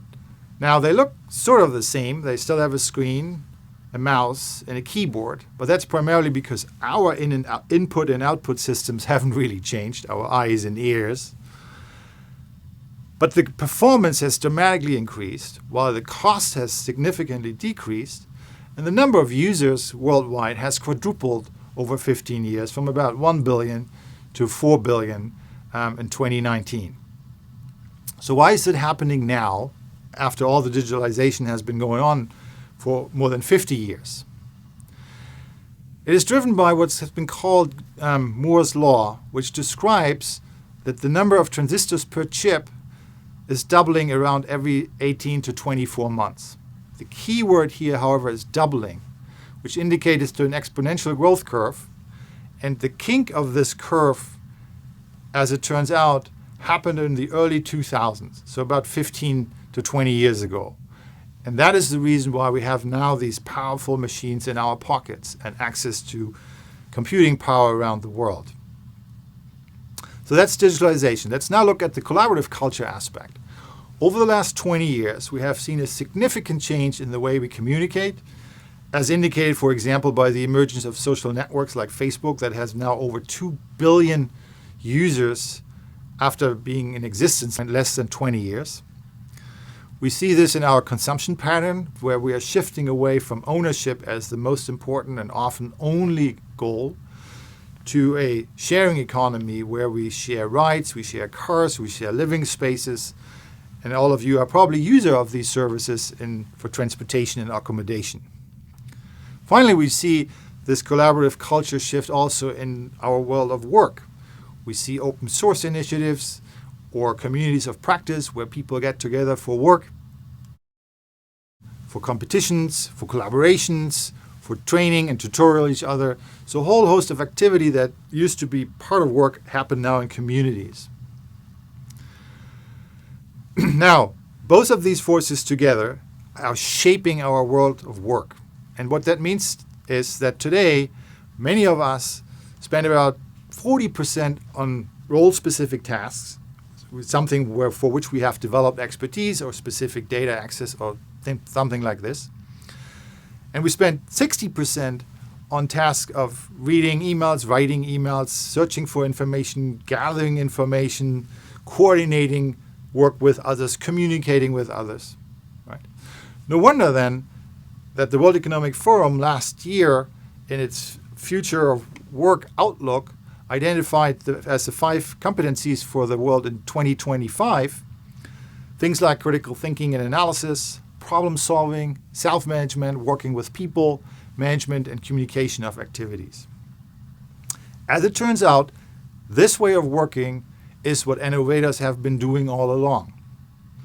So what we're seeing is that the characteristics of large chunks of work are becoming the same as innovation work. For that reason, innovation skills become increasingly relevant in the world of work. And I want to introduce 4 of them very briefly. The first one, a little bit tongue-in-cheek labeled omniscience, asks the question of knowing more than your own narrow field of expertise. For example, imagine a design engineer and a technical analyst that move work packages back and forth. Today, digital tools allow the integration of these activities inside, let's say, a computer-aided design system. As a result, the engineer can now do the whole work package. So digital tools in general allow and enable substantial integration of process steps that are used to be neighboring process steps. So one of the skills for an innovator is to understand not only their own area of expertise, but also the steps before and after. The second innovation skill that I want to point out here is the entrepreneurial mindset. Because our environment becomes more turbulent, more volatile, more uncertain and ambiguous, new problems show up every day, all the time. So the ability to identify and solve problems quickly is a skill necessary for any innovator. We label it entrepreneurial mindset because that's what entrepreneurs do all the time.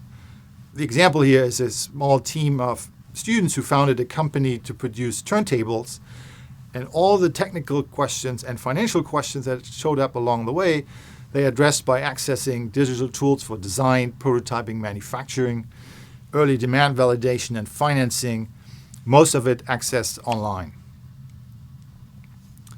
The third innovation skill is a bottom line focus. In the world where digital and the physical world begin to merge, there's a whole host of opportunity arises for new business opportunities and new business models. So for example, suppose you are the manufacturer of an excavation equipment as you see here.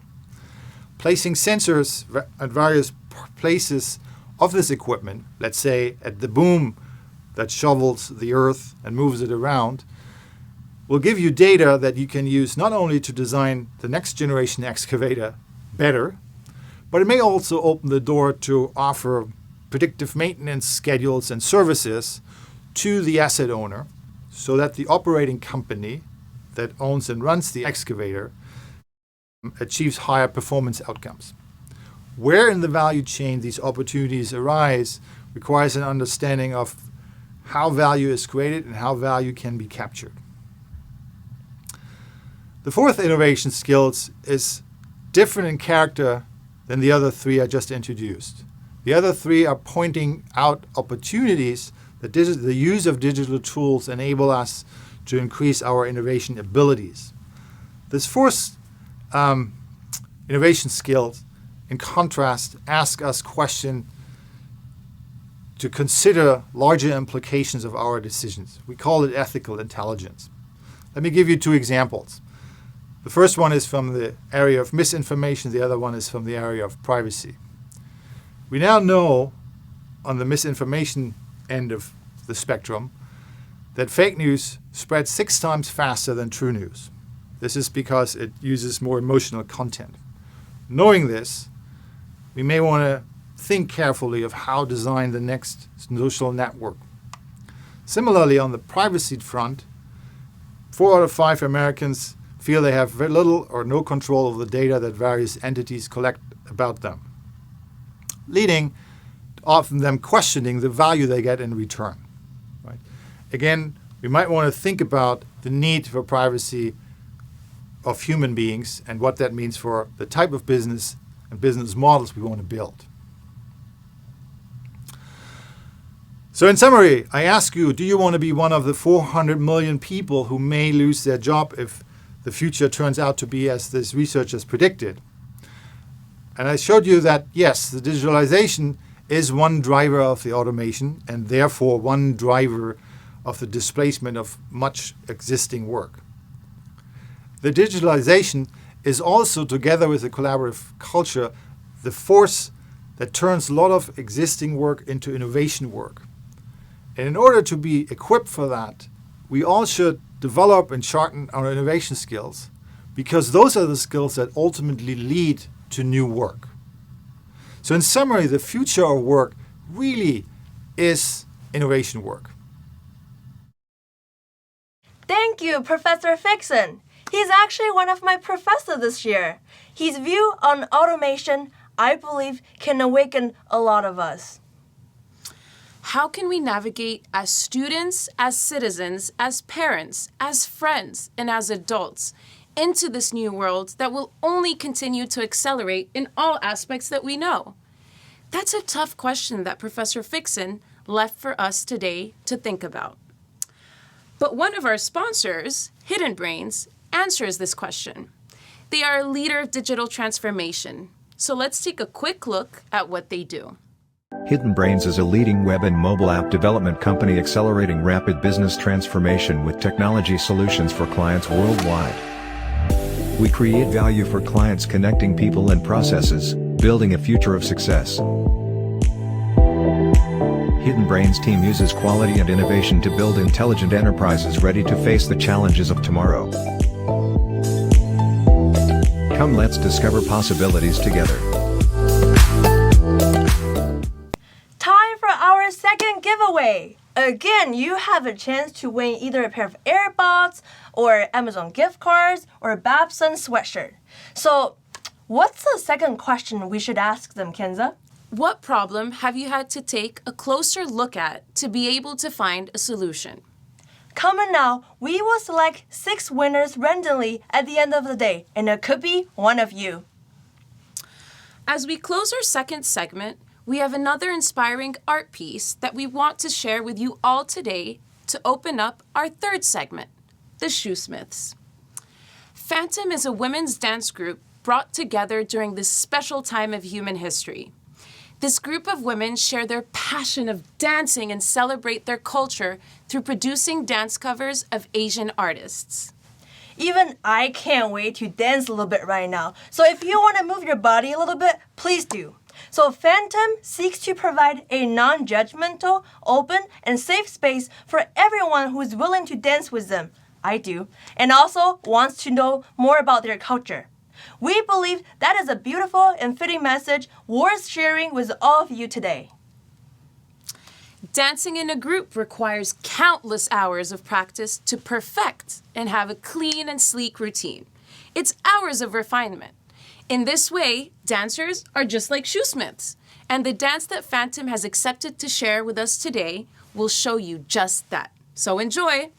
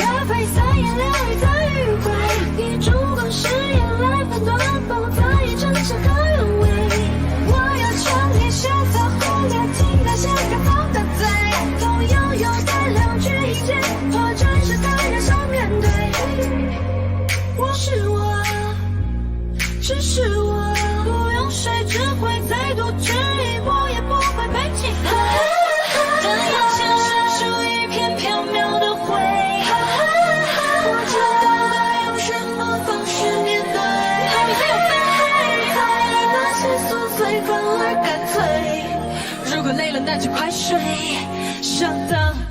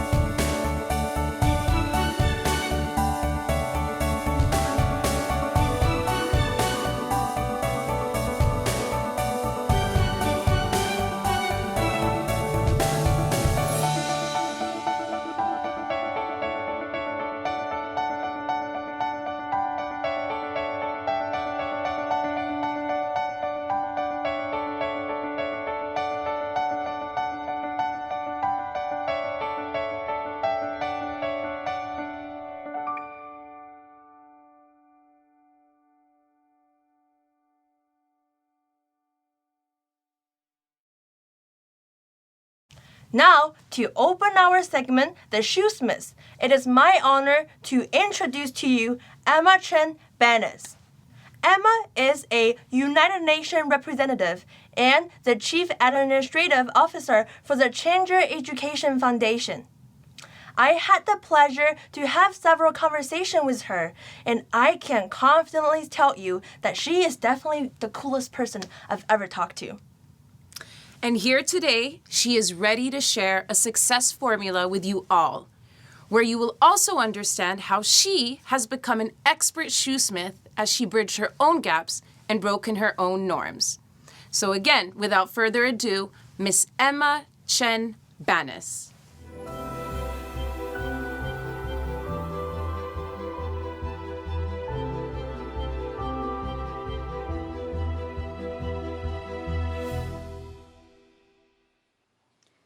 I was 6 years old, and I was exploring my father's office one evening with my older sister, who was 8. We were tiptoeing around the dimly lit hallways, opening drawers and cabinets, when we saw a big door labeled Files, slightly cracked open. Curiously, we opened this heavy door, and my sister and I went inside. Boom! The door slams behind us, locking us into the tiny file room. We pull the door handle, but it doesn't budge. We are stuck, and my sister stops to sob. I take a shaky breath and think to myself, what can we do to get out? I see the piles of paper on the table, grab a pen and start writing in big letters. Help! We are stuck inside, on as many pieces of paper as possible, and start shoveling them under the door. Eventually, my father must have seen the trail of paper and realized we were stuck inside. This story happened 40 years ago, but was important because it was the first of many doors that I had pushed open with my own curiosity and courage. The world is full of doors. Do we enter?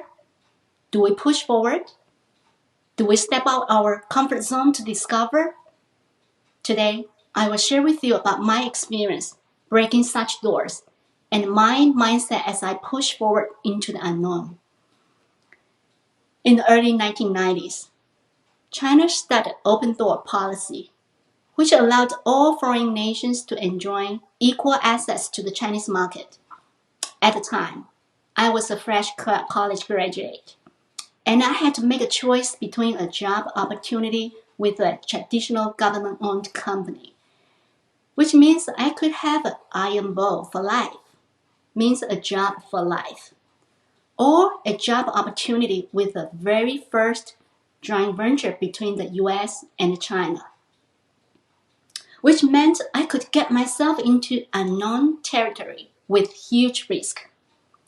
I decided to open the open door policy door. I joined a male-dominated company with many manufacturing sites. Soon after I joined the company, I became the very first and only IT staff. A few years later, I became the head of IT for Greater China. When I went to meetings and different work sites, I was always the only female in the room for a long time. 5 years later, I was approached to join one of the top 5 global personal computer maker companies in Singapore. I still remember vividly. My father, as a traditional Chinese father, said to me, "You are doing so well with the current company. You should start thinking about getting married and settling down. I don't really think it's a good idea to move to a foreign country that you have never been to." I decided to open the another country door, moving from China to Singapore. I was the very first to start working overseas among my classmates from high school and college. When I decided to pursue a master's degree, I had to choose between Master of Computer Science or MBA. I knew my interests were with business and leadership, and so I picked pursuing the MBA in spite of my friends advising me to stick with the other, more normal choice. When I finished my MBA, I decided to open one of the top 5 Fortune 100 company door. I joined General Electric Company. I became the youngest female IT leader for GE Health Southeast Asia region. 4 years later, I decided to open another continent door. Moving from Asia to Europe, I became the head of IT for Europe, Middle East, and Africa for Honeywell. Another 4 years later, keep listening. I decided to open financial services industry door. I moved from Europe to US and became the first female officer who was hired from overseas for a company in its 150 years history. 7 years ago, I decided to open the motherhood door. At age 42, I became an older mother with a beautiful girl, breaking the norm again. 2 years ago, I decided to open the United Nations NGO door, moving from the private sector to the public sector. I became a UN representative and chief administrative officer for a UN NGO. At this point, you might be wondering, is Emma just reading her resume or giving me an interview talk? No, I just want to illustrate that my past 29 years since I graduated from college, I don't know whether you are counting, I broke 7 norms by opening 7 very different doors. Each time I open a new door, it led me to another door, to another one, and another one, to an interesting, fulfilling, and meaningful life. As a woman from Asia, English was not my first language. As regional and global IT in a discipline that used to be, or maybe still is dominated by males, or an older mother, as a leader moving from private sector to public sector, I always being asked, how did you do it? What's your secret recipe? I wonder about this too. I also want to know. So I started a small survey with 15 of my family members, close friends, and business partners. I wrote, please list the top 3 qualities you think make Emma who she is today. The top 3 answers were 40% perseverance, 35% resilience, and 15% self-confidence. These are really good answers. However, my mind, my heart did not agree. Except my husband said, well, honey, you are a fighter, since sometimes I fight with him. I don't feel right about the answers. I started reflecting.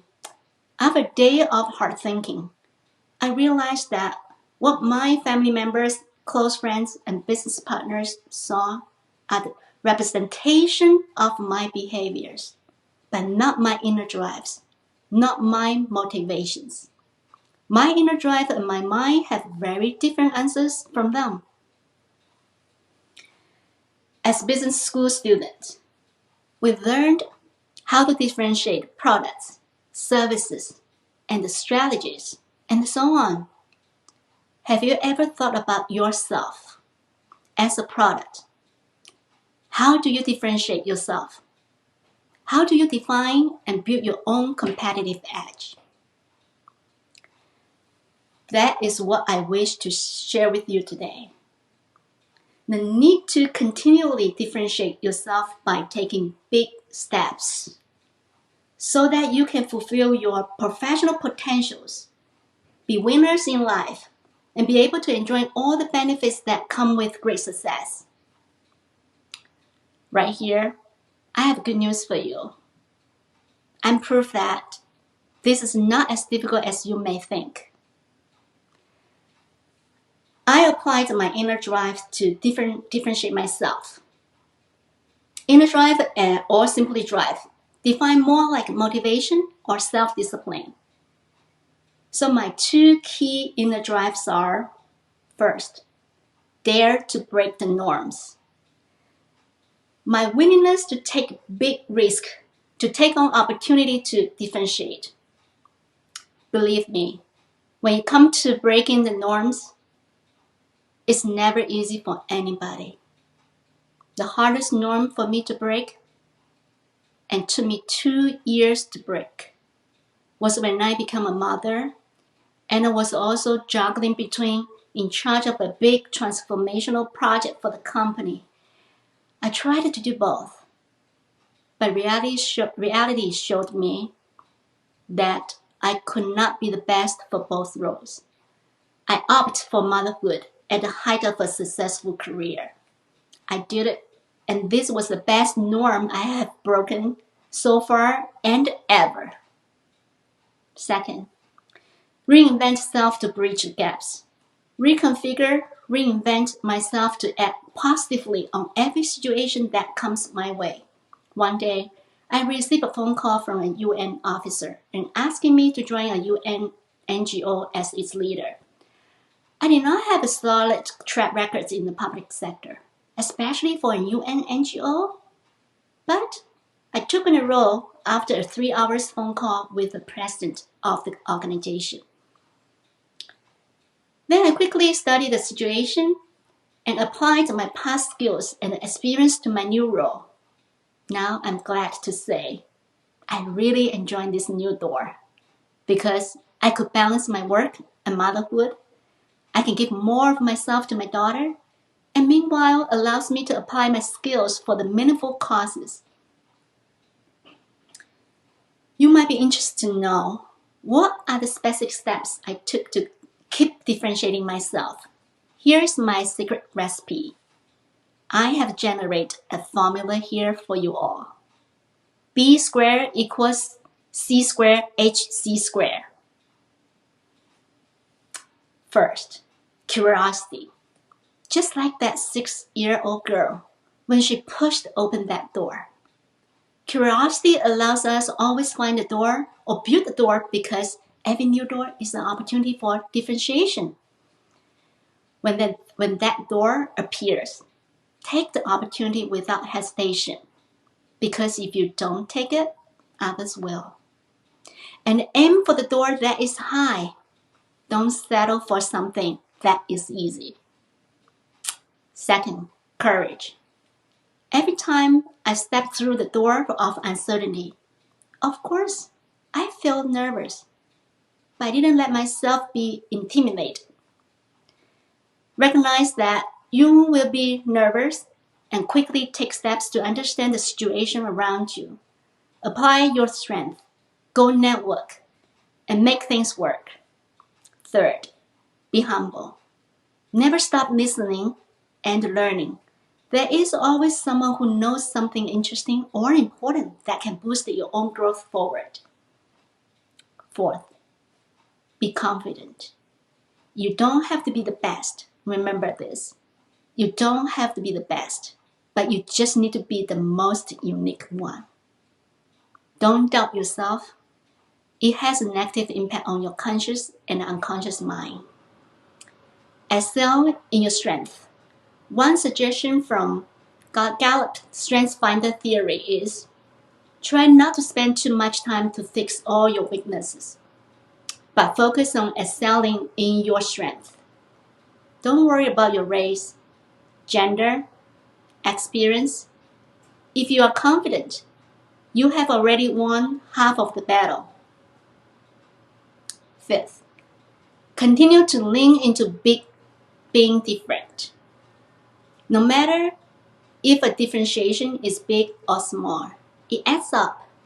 It will grow into a large differentiation someday.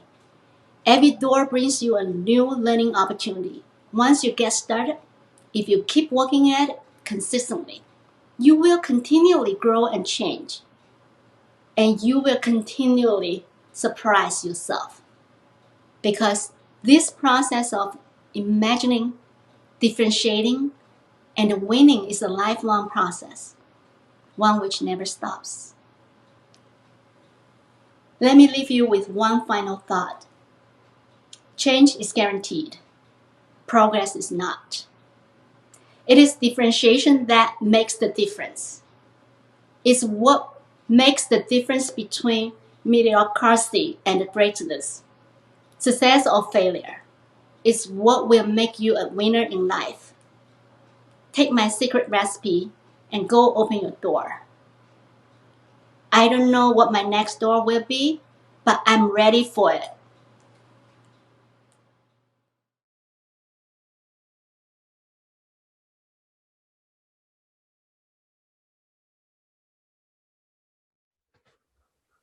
Wow. Thank you, Emma, for sharing your 7 doors. But most importantly, thank you for sharing how you opened 7 new doors, one bigger than the next. That makes me wonder, where's my next door? Do you know where your next door is? I know as a Babson student, we learn how important differentiating products and services right from the start truly is. And after your talk and hearing a more personal perspective on the importance of embracing what makes you, you, the ultimate differentiator is in fact yourself. That makes us think the need to frequently be trying something new isn't just because you remain a lifelong learner, which of course is extremely important, but what I learned through Emma is that it's the journey that you take when you're trying something new, where you learn new skills or you discover new competencies. That's what actually elevates your path in life. And I love that. And I hope that in a few years, many of us will be Emmas, and that we'll refer back to her talk. Now, our next speaker, I actually had the pleasure of meeting about a year ago. And from our initial meeting, I could tell that he just exuded charisma and was suited to be a leader. Little did I know, Mr. Laredo had been studying and practicing and teaching leadership for over 25 years. I could not believe that this confident CEO that faced me that day actually ever faced imposter syndrome, much like myself. If you've ever felt like you did not belong or that your real self didn't exactly align with your ideal self, then listen up. I promise that you'll take away some great tips and tricks from his talk today that will empower you to influence yourself and the others around you.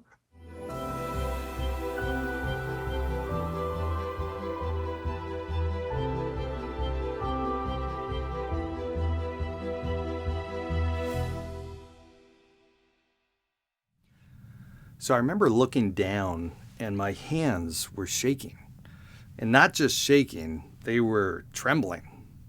And it was weird. I could feel this like wave of heat that started at my feet and just worked its way up my body, like through my legs, up my torso, up through my shoulders and my head. And I could feel just beads of sweat start to bubble up on my forehead and my head. And I felt my heart beating really fast.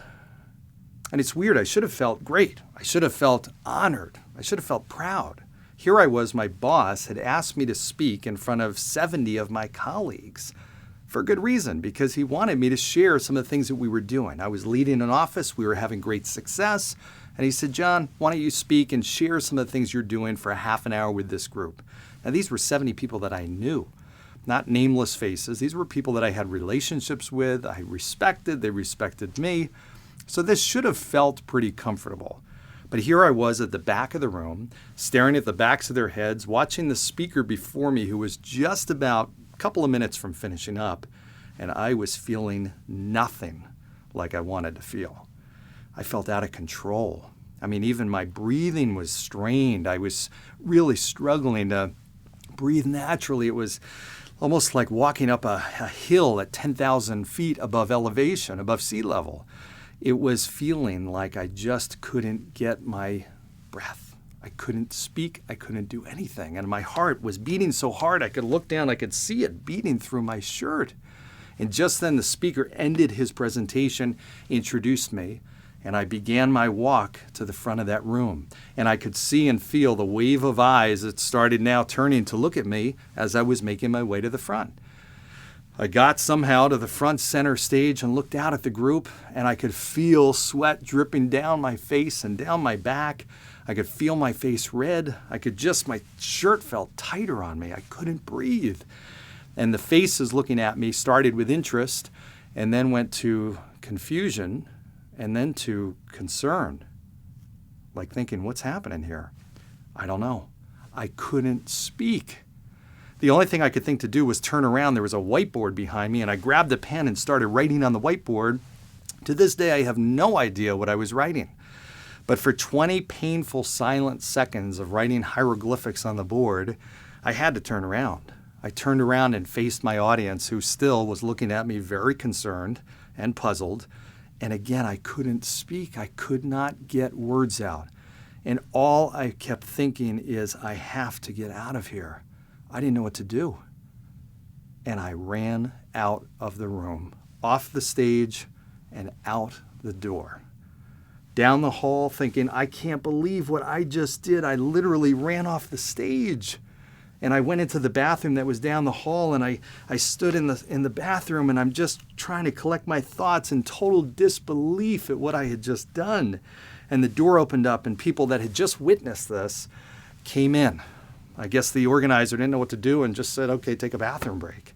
I didn't know what to do at that point, so I just went into the stall and pretended like I was throwing up. That was what my excuse was going to be, that I was sick. But I could hear the comments, I could hear the laughter of the guys that are outside that stall. That was a devastating day. That was a low point in my career. See, my ideal self was someone who was cool, calm, and collected under pressure. It didn't matter. I could speak in front of thousands of people on the biggest stages in the world, and I'd feel great, totally confident, at ease, and drawing that audience in. But my real self was scared and really felt weakened by this. I felt like I had no control over this thing that would happen, when it would happen, and how long and how intense, and who would be watching. And I felt like an imposter. I felt like here I am, a leader, trying to lead other people to become their ideal self and ultimately do things that they wouldn't have done otherwise. And here I was, I couldn't lead myself through this. It was devastating. I actually kept it hidden for 20 years. 20 years of having panic attacks. And I did not tell a single person, not my family, not my friends, no one. Because I felt that if I talked about it, I would legitimize it. I would give it fuel. I would give it momentum, and it would become this thing that was reality, when in reality, I just wanted it to go away. I felt like if I didn't think about it or talk about it, it would. But now, my very private, personal, painful struggle was now made very public. Have you ever had an emotional pain that was so bad you would gladly take a physical pain in front of it instead of it? Absolutely. I mean, I have. I played baseball. I can remember a time I was a type of batter that I would either hit a home run or strike out. Rarely anything other than that. I'd always swing for the fences. I remember facing a really tough pitcher in a critical moment of the game and thinking, wow, I just hope he throws a fastball, hits me in the head, and I get a free base. So I get out of this situation. I don't want to be having the responsibility of potentially striking out and letting down the team. Okay, that's an example. But as a speaker, I remember thinking, wow, I wish I had a control that I could keep in my pocket, and I could hit a button if I felt those familiar and really unwanted feelings coming, and I could hit this button and a light fixture would fall from the ceiling and bap, hit me in the head and knock me unconscious. And then I could get out of it. That's literally how bad it was. And I remember thinking, I wish I could have something like that. But why did I ignore it for so long? Well, I had subscribed to a philosophy that I learned many years ago in business, and that was that successful, happy people focus on and think about the things that they can control. The things that they can't control and they can't influence, they don't think about. They don't worry about, they don't spend any mental energy on it. They spend 80 to 90% of the things they can control, 10 to 20% on things they can influence, and 0 on what they can't influence or control. So for me, I thought, okay, let me just ignore it. But there's a flaw in that model. There's a flaw in that theory. What if one of those things that's in that third bucket is truly something that is preventing you from becoming your ideal self? What if it is something that is preventing you from having the career you want to have, from ultimately being the leader that you want to be, and ultimately having the self-esteem and the confidence that you want to have? Well, what I realized is you can actually move things from one bucket to another.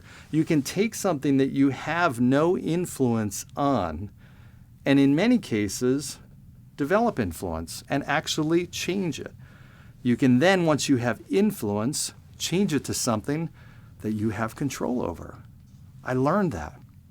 See, we have the power to influence much more than we realize. And most of us never tap into that power. We never tap into the power to influence ourselves and then other people. As humans, we tend to go down that path of least resistance. We like what's easy. We like what's comfortable. We like what's pain-free. And sometimes changing what we're doing in any way is uncomfortable. What I realized is all I had to do was find the 3% that makes the other 97% happen.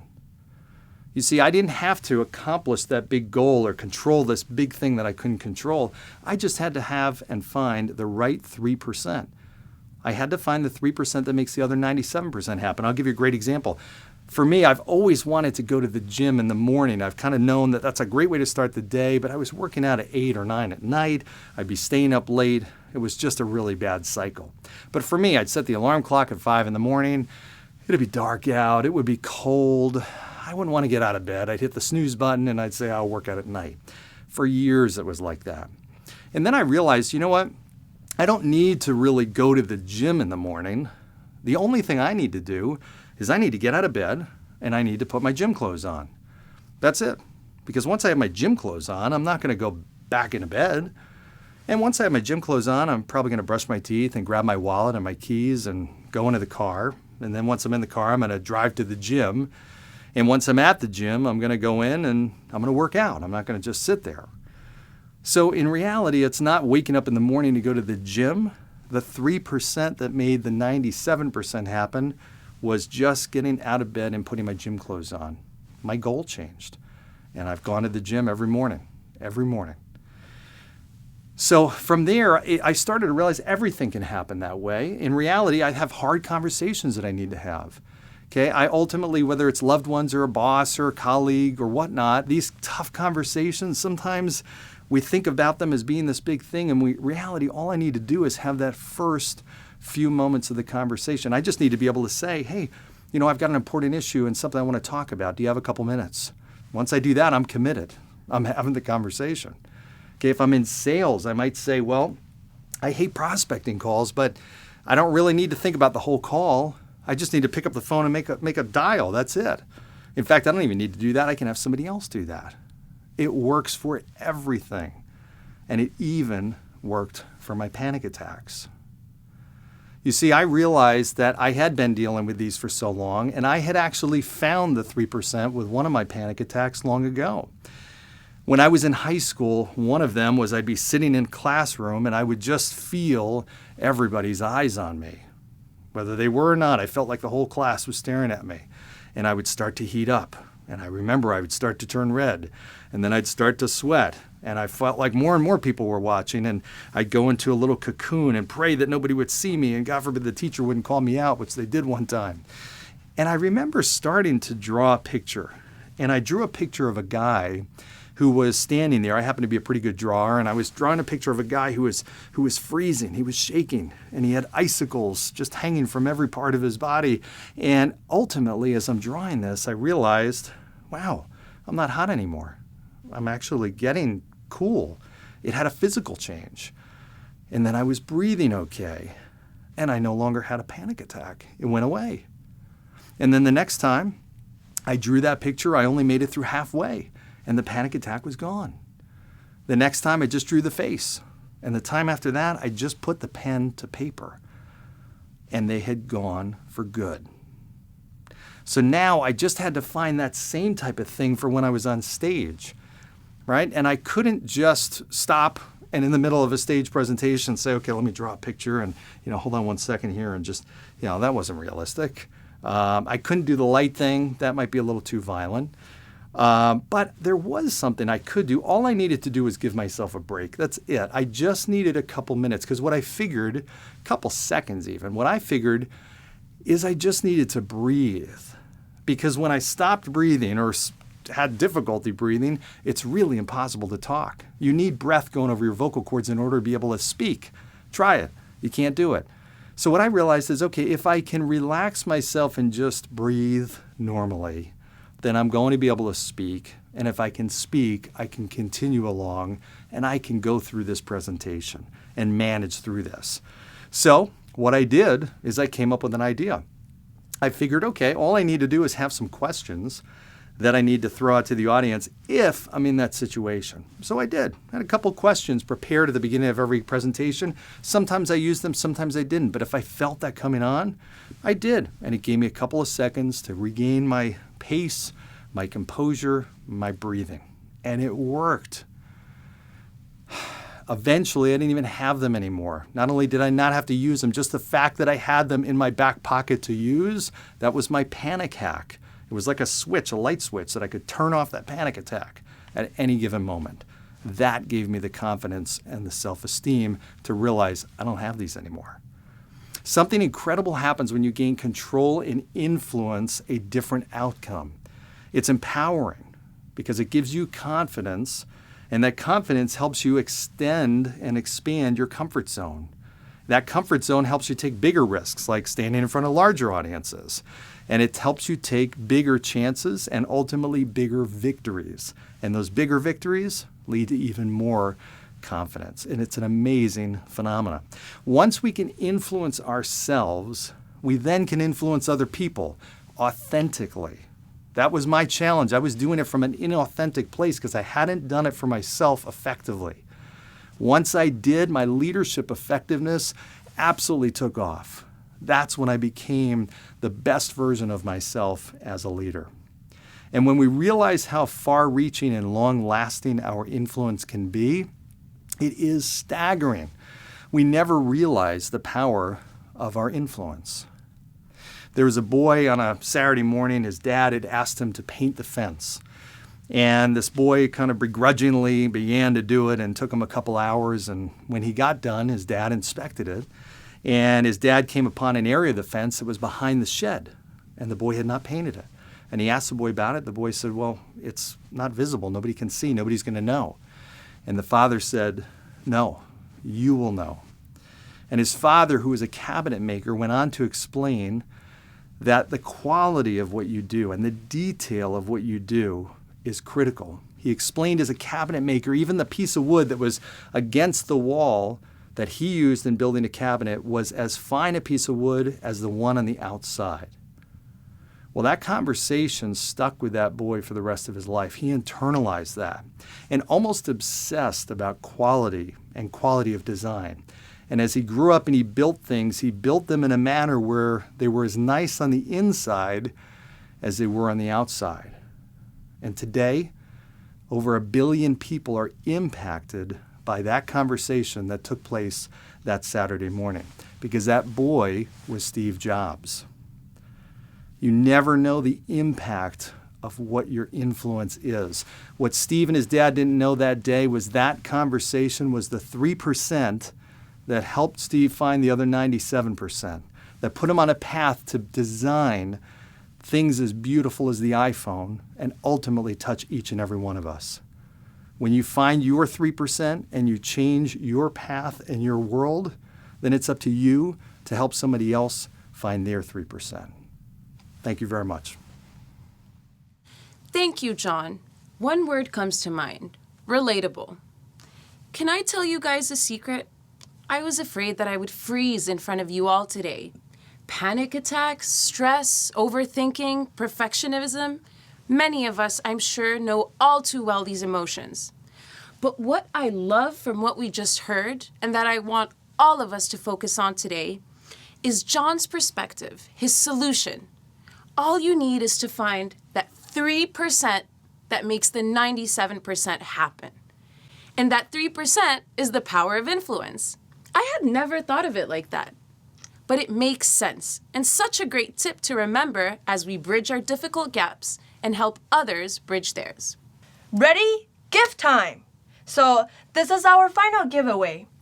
For a chance to win either a pair of AirPods or a $50 Amazon gift card or a Babson sweatshirt. Kenza, what is our last question for them today? Which talk do you relate to the most and why? Put your answers below, and 6 winners will be chosen at random and announced at the end of the day. Before we enter our final segment of the day, we wanted to put together who we believe are the true norm breakers. Children! We believe that it is the layers, the biases, and the expectations that you acquire over the years that actually lead to the struggle of bridging gaps and breaking norms. I love children. When you are a child with less of those layers, anything is possible. You see gaps and you just bridge them. You don't think twice. We all can learn from these children. It isn't for anything that in French there is a saying that goes, La vérité sort de la bouche des enfants. The truth always comes out from children's mouths. So, as a fresh reminder that breaking norms is possible, we hope you enjoy this compilation of children's responses to what gaps they want to bridge. And now, let's listen to the ones that are skilled at identifying gaps, speaking up about them, and they don't break, but rather they create norms. And so we asked a few children, what gaps do you want to bridge? And here's what we got.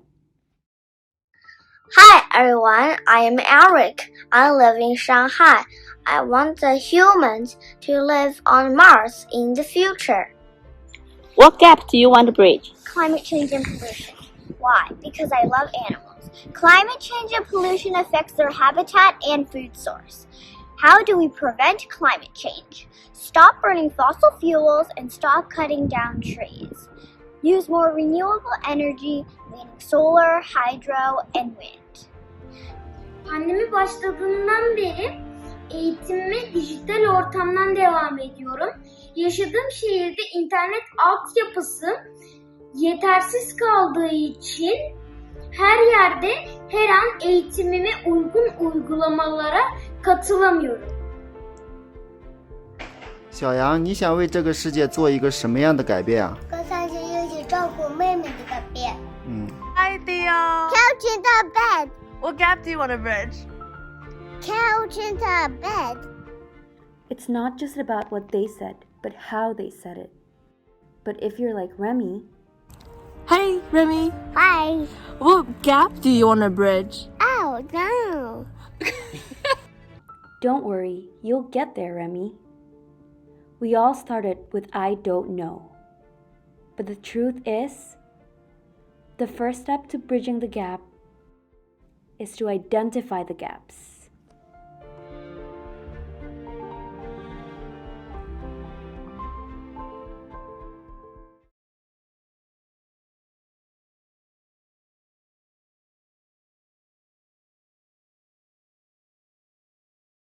The next speaker is unlike any other, and you will shortly find out why. Calvin is a military veteran, part-time MBA student, and a program manager at Google. The only student in our speaker lineup today, Calvin is passionate about what he does at Google and the gap he's been trying to bridge between learning and technology to break the norms for others. Education bridges many gaps that we've learnt about today, but still remains a privilege to a large number of people. But music knows no boundaries and doesn't differentiate between people. And technology is something you can't really get away with, especially in this world that's looking for the next thing to go viral. The mix of the three to create a powerful social impact is what Calvin's TED Talk will be about today. Calvin will open our final segment, The Norm Breakers, and cover the blend of education and the beauty of the arts, specifically using music production.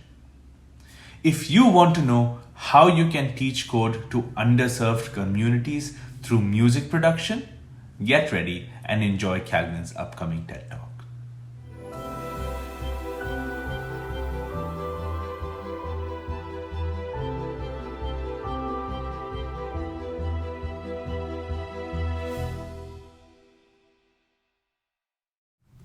Imagine you're in a class. Imagine sitting through a difficult subject. This subject could be math, or it might be learning a foreign language. We've all had experiences with subjects in school that just didn't make sense. We didn't connect to it. Without noticing it, it became part of our identity. I'm just not good at this. But what if it was not about your inherent skills? What if it was about how you were taught, how you engaged, and most importantly, how are you inspired? What if you identify yourself as a mathematician, scientist, engineer from the very start? It was not a question of if I was an engineer, but a question of when and how. What if you were from an underserved community? If you're Black, Latino, Native American, or some other indigenous population that lacks access and privilege, an orphan, a refugee. What you see, what you identify with are athletes, musicians, performers who have been highly successful. Only 0.03% of high school players make it to the NBA. The odds are astronomically small. But that's the only path that you see. But this vision of success has become part of your cultural identity. So, if you want to create opportunities for these students in technology, let's start to inspire them to see themselves as engineers, technology leaders, and entrepreneurs. Building that identity is one part of the opportunity. We also need to find ways to teach them in a way that is culturally relevant to their environment. Let's take coding, for example. In a traditional computer science class, students start by learning the syntax, the rules for coding, and then applying these skills to solve meaningless puzzles. A classic example of a coding exercise is to write a program to check whether the word is a palindrome, meaning that it reads the same backward as forward. If you're a puzzle solver, this could be fun. You want to apply your skills to build something cool, like a website or video game. But for now, you will learn a skill for the sake of learning it. With a little persistence, you start to feel like this is something you're good at. If you're from a place of privilege, it should come as no surprise that you're good at it. You have seen lots of people who can code. So, traditional education, while it may not be the most engaging way to learn, it's fine. But if you're a student from an underserved community and you don't identify with the potential of being an engineer, then your default assumption is that you're not good at it. I'm just not good at coding. No one I know is good at coding. It's not a part of my identity. This is just not something people like me do, so it's not for me. To teach a student with this mindset, then you need to make it highly relevant from the start. If you don't give them the opportunity to apply those skills in something that's relevant to them, they will go back to that default assumption, I'm just not a coder. Traditional education is not going to work.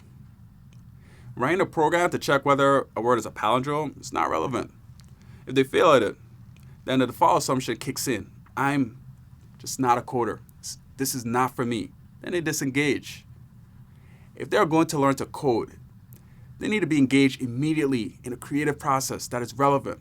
They need to see as, like what we say, a payoff. So, how do you engage students from an underserved community to learn and identify with the core skills in STEM in a way that is culturally relevant to them? What if you could use code to do something that is relevant, like creating music? Music is relevant. People in my community appreciate music. They could play music. Some have even become professional musicians. If I could use code to create music, now I'm interested. If I see my peers doing the same thing, it's even more relevant. We see this as a huge opportunity. This is exactly what we do with Breakbeat Code. Breakbeat Code is a 20% time project at Google that works with organizations that support underserved communities. We provide teacher training and our curriculum, as well as community events like our virtual hackathon. The program is supported by over 50 volunteers within Google and in the broader tech and music industries. Simply, we teach students how to code, create, and collaborate through beatmaking and music production. Last year, I chose to host an event for my hometown in the Virgin Islands. Damage from 2 deadly hurricanes caused serious challenges that islanders are still recovering from today. The economy relies heavily on tourism, which makes it even more vulnerable to COVID-19. 22% of the population in the Virgin Islands lives in poverty. This turned out to be a great program for the students to explore the intersection between art, music, and technology. We inspire kids and give them a unique opportunity to code and use their new skills to create music. So we talked about the why and the how. So here's what we do. We build partnerships with organizations that focus on underserved communities. Organizations like Orphan Starfish. Orphan Starfish serves over 15,000 children in 29 countries worldwide. Their students are orphans who have been rescued from the worst possible situations, often human trafficking. Their success is inspiring. Over 90% of their graduates attain positive outcomes, including attending university and full-time employment.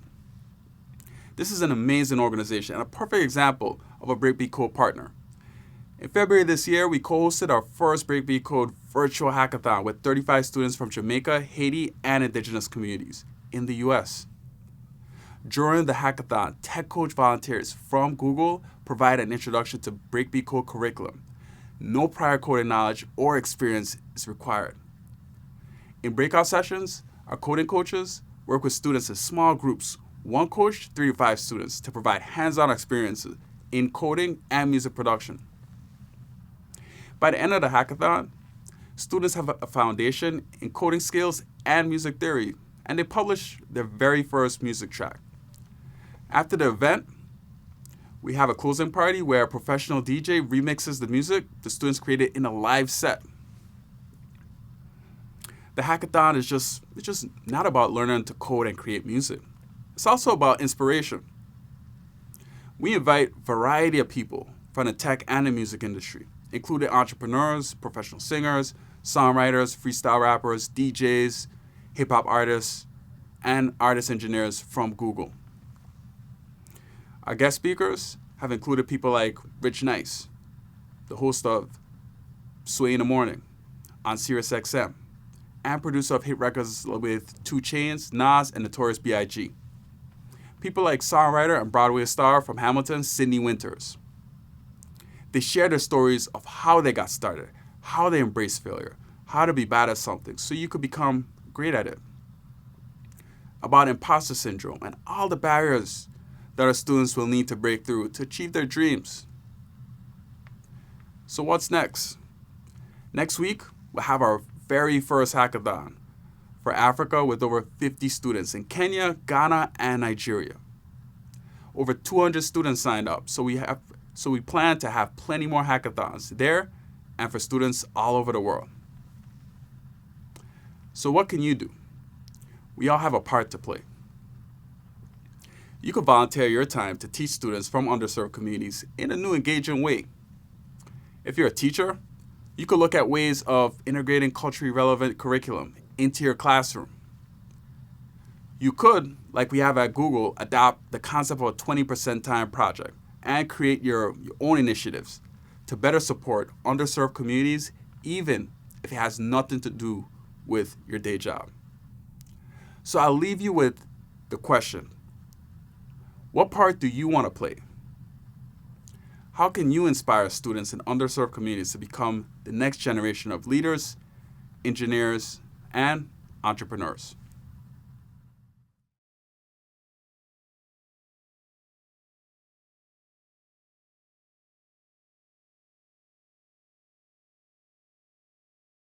Calvin Penny, thank you for being a norm breaker and showing us all that it doesn't have to be complicated or sophisticated.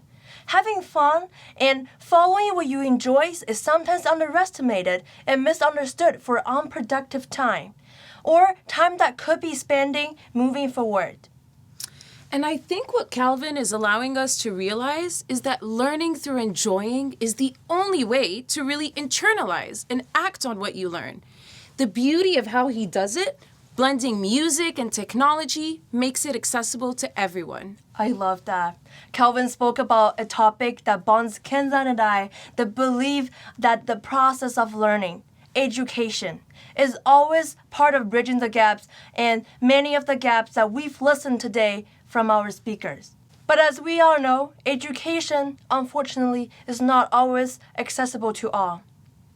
However, music is what brings life to so many of us and what we all have access to.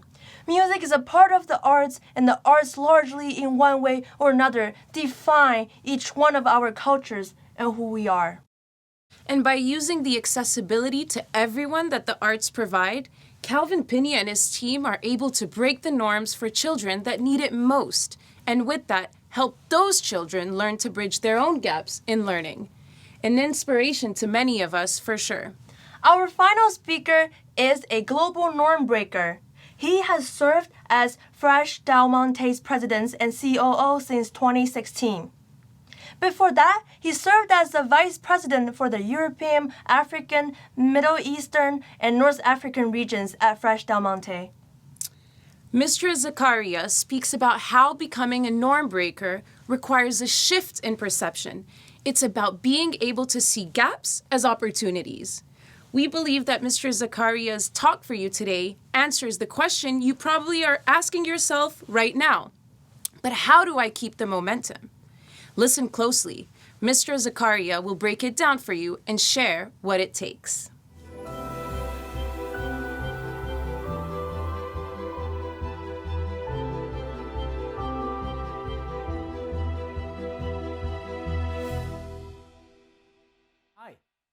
My name is Yusuf Zakaria.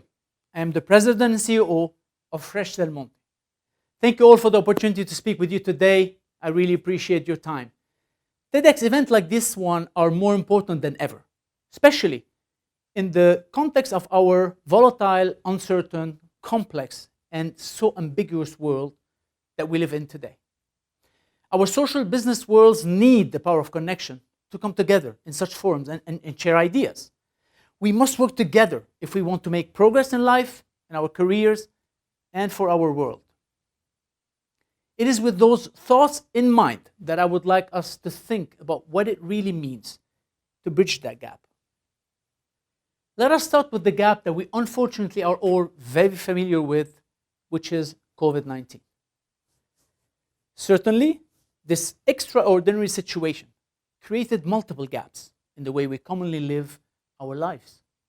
From toilet papers, to sanitizer, to even being together with friends and family, we had to reevaluate what is essential, what could be optional. But most importantly, we realized that we have today could disappear tomorrow in a blink of an eye. And therefore, we learned not to take things for granted and value what we have under a different light. So gaps are not always negative in nature and could be seen as opportunities. Opportunities to learn, to adapt, and also to improve. I will share with you a life example of taking something for granted, experiencing the gap, and the innovation that comes after to adapt and survive. During the Lebanese Civil War, started in 1975, due to heavy bombardments of the city, we lost power, and consequently, our water supply to the building in which we lived. One day, we turned the faucet on and there were no more water flowing through. The fact that water could no longer be pumped to the building reservoir created for us a problem. So to adapt to this situation, we invented a system of cranes to lift the water up to all the floors of the building. Most of you listening in would never think of a day when you turn the faucet on and the water doesn't flow, or turn your light switch on and darkness remains. So why do we waste so much and take things for granted as a society? It comes back to what is known as the perception gap. It is the space between what we believe in, such as the world being infinite, and the things we need will always be there for us, and the reality which is the fact that resources are not limitless, and that it takes globally coordinated efforts to ensure the continuity we enjoy in our modern lifestyles. Which takes me to our situation as a company at the onset of the COVID-19 pandemic. Honestly, we thought that our business was so conventional and so complicated with multiple moving parts that it was just not going to be possible for us to run our global business remotely. Of course, the perception shift from the impossible to the possible had to happen. The mindset change for us was crucial for our survival. And you know what? Absolutely anything is possible if you put your mind to do it. A lot of time what holds people back is their own perception of things, right? We often faced that perception gap in our struggle with COVID-19 and its ongoing complication in our everyday operation. So how did we respond? How did we bridge that gap? Well, we all tapped into our ability to adapt, to be agile, to survive, to resist, and to find new ways. At Fresh Del Monte, we found ourselves able to make swift changes despite being a massive global business. Our administrative staff went to remote working in a matter of days. And this was something we never before thought was possible. But we did it, and we are still doing it, and have not missed a beat since. During that critical time, we understood that more than ever, we had to protect the safety and well-being of our employees and certainly our frontliners, while at the same time, do what we need to do to maintain business continuity and deliver an uninterrupted supply of fresh fruit and vegetable, safe, ready, and available from the farms to our customers. We had to take immediate steps to adjust our business processes and procedures to keep the farms, the packing facilities, the production, the vessels, the inland transportation, and our distribution centers open. We learned quickly that the requirements were and adapted immediately by implementing all the necessary safety measures, including applying safe distancing, reorganizing the number of employees in farms, packing houses, port operations, throughout the whole supply chain, while always again ensuring business continuity. We even organized our teams with respect to their proximity to the job and their job responsibility within the production shift to minimize the casualty if exposed to infection. So people that typically work in groups of 20, as an example, were subdivided by groups of 5. By keeping smaller working units together, we could flexibly remove that unit of 5 people if there's an exposure scenario, instead of removing all the 20 on that shift and block the shift. That system worked to keep us supplying our customers at all times. What did we learn? We learned we are capable of more than we think. We learned that we put limitations on ourselves through our habits and beliefs and through our public enemy number 1, our comfort zone. We learned to act, to innovate, to think outside the box. But before our backs are against the wall, and we are then forced to do so in a reactive way. In our business environment, crops will not wait when you are ready to harvest them. They either get harvested or they get spoiled. On the other hand, our customers cannot wait until we get around to delivering the products.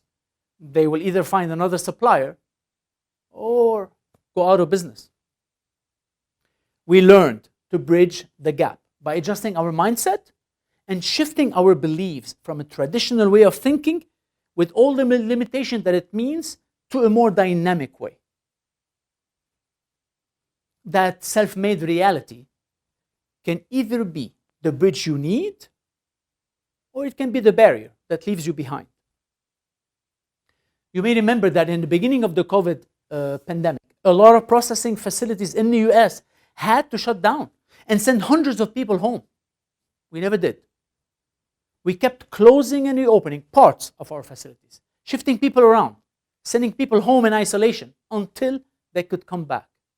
But we maintained our business and kept it alive. In fact, we continued throughout the pandemic, delivering on our promise. That perception for us became our reality.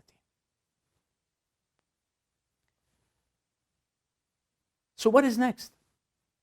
How do we bridge the gap between last year, this year, and the many years to come. Obviously, we're not going to keep running in survival mode forever. This is simply unrealistic. Henry Ford said, whether you think you can or you think you can't, you're right. It emphasizes how much attitude determines success or failure. It is absolutely true. If you convince yourself you cannot do something, it will never happen. So mindset matters the most. In 2021, having learned the hard lessons of 2020, we know we can be more flexible and adaptable. We know we can overcome adversity because we are willing and able to do it with our new mindset. We discovered in ourselves an awareness that we could be doing things differently, that we can get out of our comfort zone and our business will continue to prosper. We felt emboldened to embark on several new projects within the pandemic, outside of our core competencies, like e-commerce, where we discovered a completely new universe where we excelled as well. So, what is the moral of the story? It is to not wait until your back is against the wall to embrace change. Start building and bridging your individual perception gaps now. First, by recognizing they exist. Learn what you need to learn to see beyond your initial perception. Get comfortable with being uncomfortable, because that is honestly the only way to change and to evolve. And by the way, humanity never evolves in a comfortable state. 2020 showed us that life can and will change overnight. So the question for us is, what do we make of it? And what do we become from this experience? The call for action is for all of us. How do we use this experience of the last 12 months? And how do you become the person you want to become? I tell my kids that 2020 is their war. Just like my generation and other generation before us went through a different kind of war. Hopefully, they will never go through what we did. But I certainly do not want them to walk away from the reality of what we have experienced, what we took for granted, and what could very well be gone in the future. If it's water, electricity, food, clean air, whatever it may be, ask yourself if you're willing to watch it disappear or if you're willing to adapt in order to keep it around. Because whether or not you believe it, things will change. They will do so anyway. They do so all the time. Remember, life is never a straight line from start to finish. Sometimes you can see the finish line, many times you cannot. My life, as it started back in Lebanon, is today a long twisted path from where I was supposed to be. Since that moment in '85, when I left home, my life's changed forever, regardless of all the dreams, the hopes, and the thoughts I had prior to my departure. Your lives, as you look at it today, will change too. This pandemic will have been a huge part of it. When someone asks you what you see yourself doing in 10 years, know that the answer will probably change 10 more times as the years roll by. I started my career as an electrical engineer working for a power company, and now I lead a $4.5 billion company in produce. If you truly want to bridge the gap between failure and success, between being comfortable and actually growing, between challenge and solution, the answer is the same. Adjust your perception. Put in the effort, and the reality will change to meet your expectations.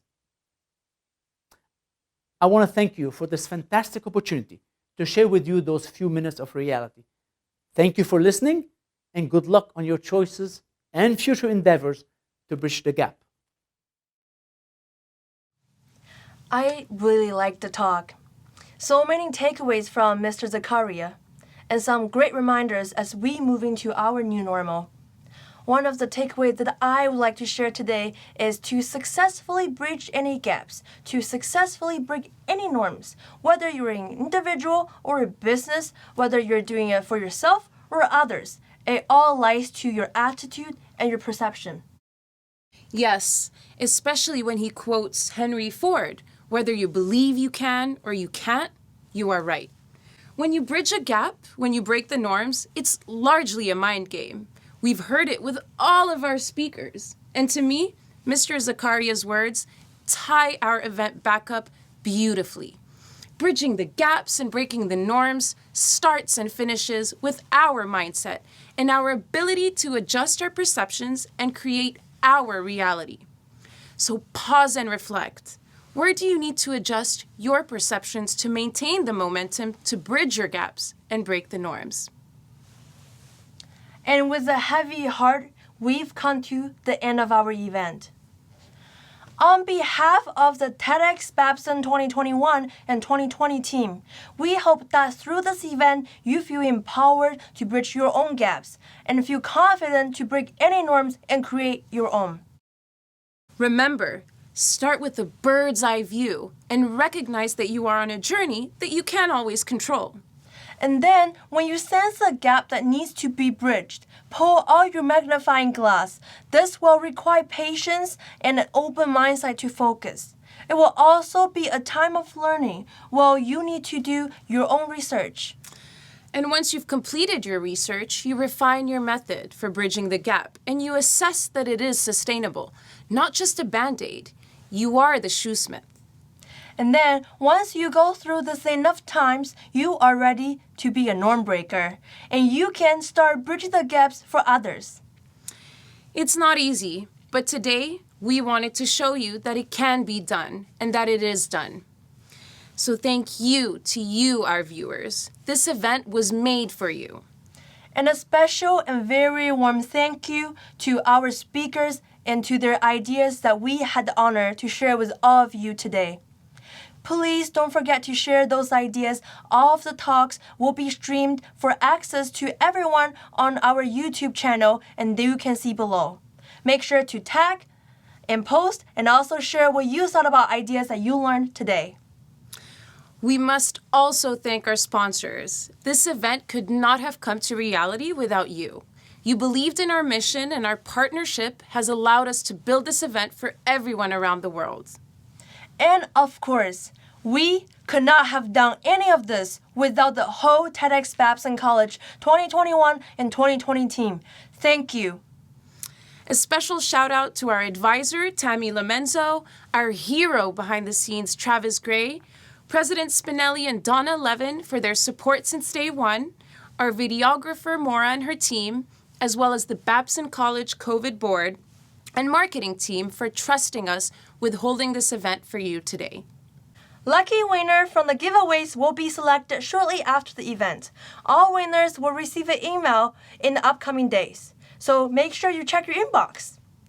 Stay tuned for TEDxBabsonCollege 2022. See you next year.